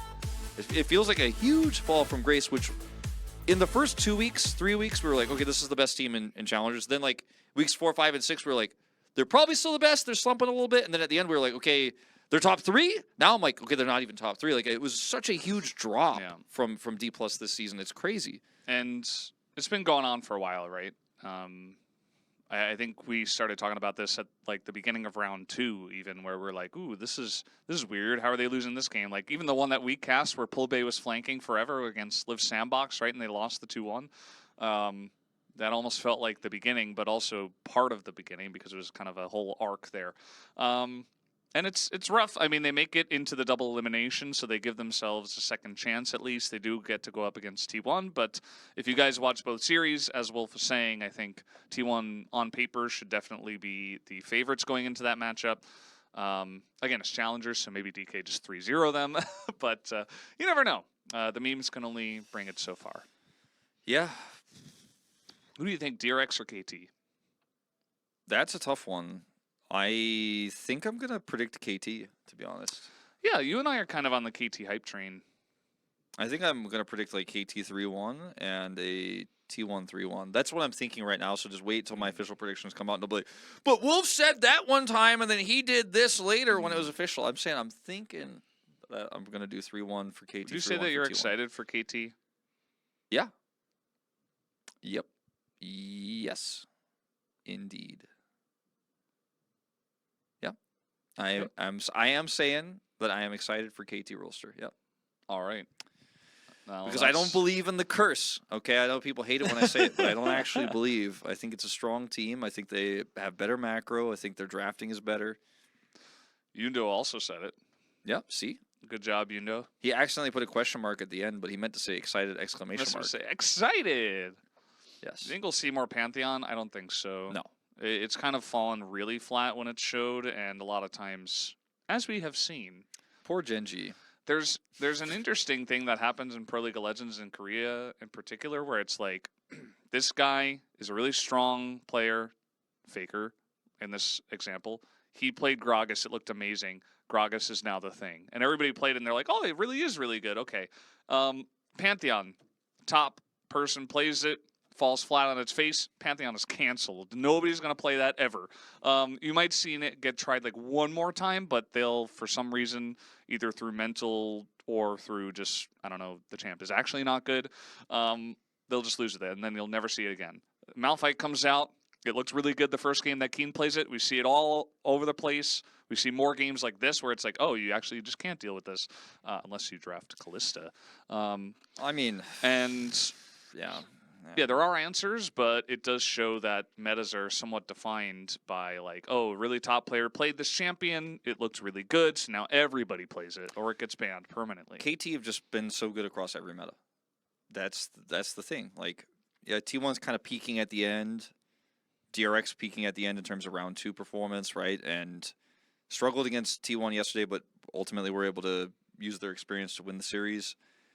KT, though, I feel like start to finish, man, never really a weak point for them. We saw the graphs earlier where these two teams were very close, first and second, for a lot of the season. Then we saw DRX shoot up and D+ shoot down a little bit, but Lahen's Blitzcrank meta, yeah, another great example from Husky Attitude. So I think that right now, like, it's hard for me to predict DRX to beat this team. I think Hype is about as good as Pleta is, but the rest of the map, like, kind of pointing to like KT's better. Like KT's better. KT's better in the jungle. DRX as a team have looked very solid as well. You know, like they're kind of doing the opposite of DK, whereas DK were slowly falling off, DRX were slowly rising up. So I think there's something to be said in that DRX should be able to match them in terms of like in this series, KT was like it was almost like they were playing with like 1.5 vision handicap on. Yeah. It's like they could see extra all the time, like 100% of the time in these games. Whereas I think against DRX, I think it should be a lot more even in a team sense. I think Chronicler has like some additional insight about DRX because he's cast this team or most of it, right, for a long time and has looked into them, and maybe he has a different take because I feel like if there's one person whose opinion I trust more than like anyone's on DRX, it's Chronicler, but we'll see what he predicts, but it probably won't change my opinion, but I feel like he has a really good read on that team, and he always has. And I know Sponge is like a fun meme, but like I don't think he's as strong as Hambach personally. I think Clear can be better than Castle, but I wouldn't predict that to happen in a best of 5. He did show the Gnosis, which was cool, but... Well, if I have a question for you, yeah. Do you feel like Melio is a better version of Bard? Not really. Not I feel really. like they're really different. I kind of see what you're saying, but not really. They have like a Q that sets up for stuff and can also prevent hard engage. Actually, it's very often used in that way. The W is there to help support your AD carry. Yeah. For Bard, it's a heal. For Melio, it's that extra range. Very long cooldown. Plus, that like one. small heal also on Melio. A little bit. The E, you know, Bard can traverse. He's obviously much faster with his passive and stuff like that. And then you have like these very specific game-changing ults that like do a very specific thing. Like Bard is more offensive, right? Melee is more defensive. They're both circles. We love our circles. They both have a very similar theme in terms of like light and fire and brightness and very similar color schemes. And yeah. Melio's just broken, and Bard is never seen ever again. I think Bard is the Barrel Special Game 5 World's Champion. angle. Mm-hmm. But I don't know if we'll see Bard again for like the rest of this year, and Yeah. maybe even beyond, unless he's changed. Dude, Whereas I think Milio is way better, and we'll see him like all the time the second he's available. that's what I was saying. You know, Yeah. Emilio is very strong. Maybe a better version. We need more square ultimates. I agree. Maybe some like diamonds. I really like Aurelia's ultimate, where it's kind of like, you know, the triangle, the forward triangle, the arrow, if you will. True. But Emilio buff range for ADC. Yep. Release date diff. Someone asked about I do think LEC. so. I watch LEC more than the other regions because it's on at not a great time for me, but if I'm up late and I can't sleep or whatever, like it's on during that time, so it's good for me. LCS is basically impossible because it's super early, and LPL is actually impossible. So. It's cool because I feel like we both LEC and LCK kind of like watch each other's regions because we're on in the morning for Europe, so they sometimes watch before they do their matches at night, and for us, they're on after we're done, so we kind of like get to watch each other. And you know, I was watching LEC a little bit. Medic was talking about how he was watching LCK and like mentioning the T1 and KT Game 5 and stuff like that. So it's pretty cool. We kind of have that like weird, very like somewhat like transparent chain like across the world connecting us. I like that. It's pretty cool. Yeah, chat really wanted me to bet my hair to be dyed, but I feel like that's not my thing, guys. I Hello, saw a Phil. lot in that chat. Thanks for watching in the YouTube chat. Aw. What's up, Phil? He didn't ask for me to shout you out, but Yeah. or he asked for you to shout him out and not me, but I'll shout him out as well. If there's a game that comes up where like the hair dyeing thing makes sense, I'll do it for you guys. But that's kind of like that was Atlas's thing, and then Chronicler's trying to make it a thing, but he knows it's not going to be a thing, so he's confident to do it. And then I'm like, oh, we gonna in the game where I'm being like crazy, it's over, do it. I'm like, well, that just makes me feel like I'm trying to tag on to a meme that's not mine. I don't have like the same thickness of hair as those other two guys, Atlas and Chronicler, so Yeah. I would never bet my hair because if I lose it all, I'm worried that it won't all come back, you know. It's not that my hair is like thinning, it's very fine, so and then at this age, you know, you can't really be taking these chances. No. Atlas, he basically grew another flower on top of his head in about felt like 2 seconds. Came back immediately. I've already photoshopped Umpty's hair on Wolf. Yeah, I saw that. It was very good. It was very clever. Umpty didn't respond, though, which I thought was a little bit weird that he didn't answer. A little bit weird. Baldez, yep, that's me. Hi, Wolf. You're great. Oh, thanks. Where's Wolf the Goat bot? Where's he? He was here at the beginning of the season. Yeah, I don't know where he's at. He's in my Discord posting, but he hasn't shown up. He might be there. You guys should watch CBLOL. It's not good, but it is fun, and we got a lot of Koreans. I watch CBLOL sometimes. I watch the playoffs of CBLOL a lot because it's really fun and the production is cool. Their finals last year, I think it was summer finals I watched, was really sick. Cool. Yeah. I watched Lock-In. That was in Brazil. True. But that's a different game. Yeah. I also watched Lock-In. Especially when the Korean teams were streaming. Yeah, it's the copy pasta again. Yep. It gets It's better back. every time. Where's the Jin copy pasta? That's the best one. He's just fooling you all. He's just running around reloading. Valdez, will you gamble your hair again? I have never gambled my hair. Although, actually, I did one time. Was this... I think it was LOL. For Jin Air, I said if they won from behind, I would dye my hair green. And then they didn't. So, I was okay. If Yuna actually is referring to that, and not just me as Atlas, which is probably more likely. Could be the way. Yeah, remember when we had Jin in our league? Good times. Yeah. We got bro now, though. Yeah. That's all right. Carrying the torch. You guys look up gigasad.jpg. That's the new meme. Gigasad.jpg. No I'm more trying games. to make it a meme. It's not really a meme yet, but...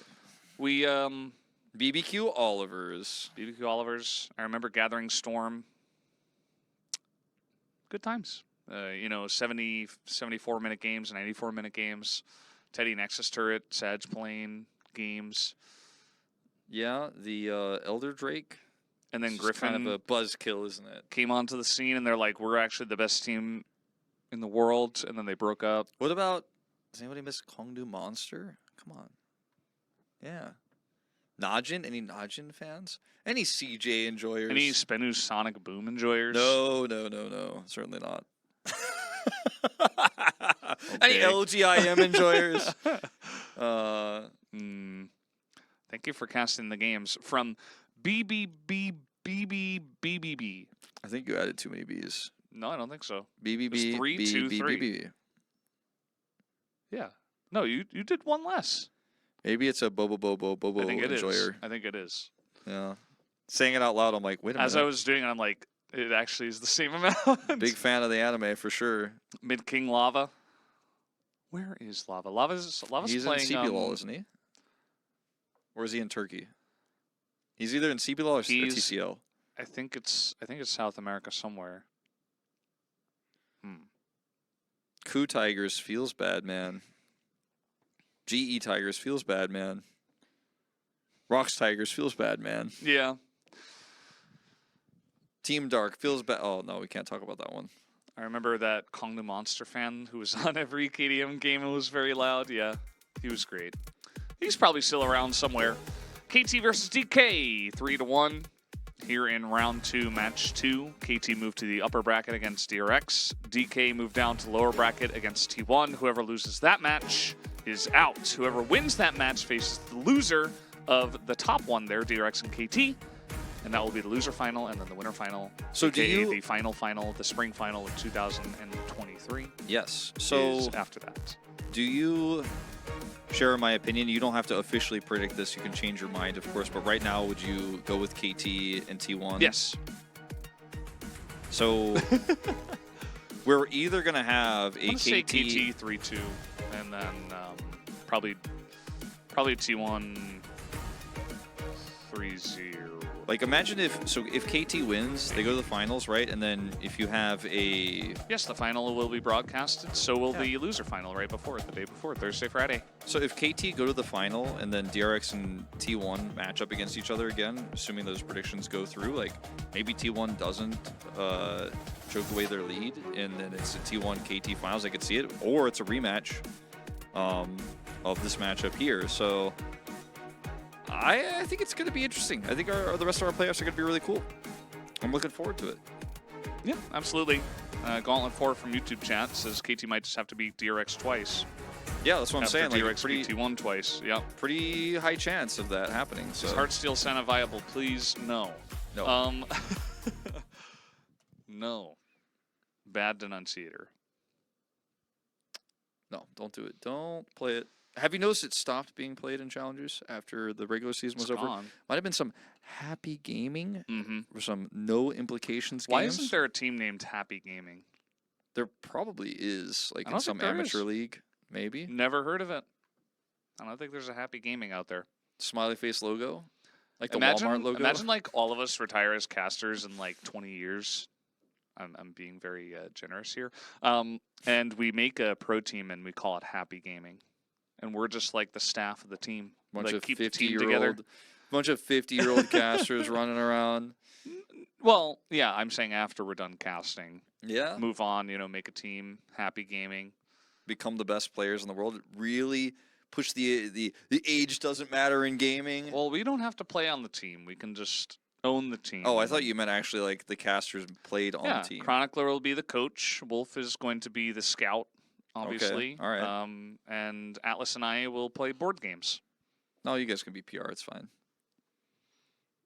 Maybe Atlas not. can be like the face of the org, He Sure. does all the events and stuff. The happy face, the smiley face is actually just his face. Yeah. On the Happy Gaming logo. It's just him going like. I feel like if you guys know Atlas, you know exactly what face I'm making because he makes that face sometimes to us.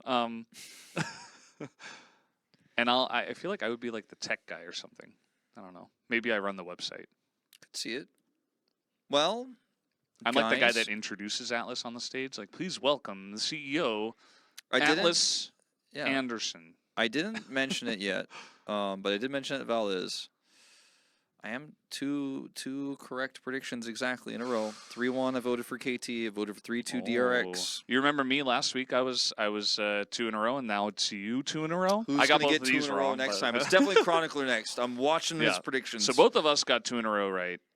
So that's 2 of us 2 in a row. The other 2 are going to get it right next time. Definitely. Watch Right, out for those guys. spreads. I believe in you, Atlas and Chronicler. So we have to close now. Do you want to do one last do for the fans? No, not really. I'll save Okay. it for next week. All right, we'll save it for next week. Sorry, guys, but thanks for watching. DK, go down to KT here. KT with the 3-1 victory, and we will see you next week for the follow-up of the playoffs. Have a good night.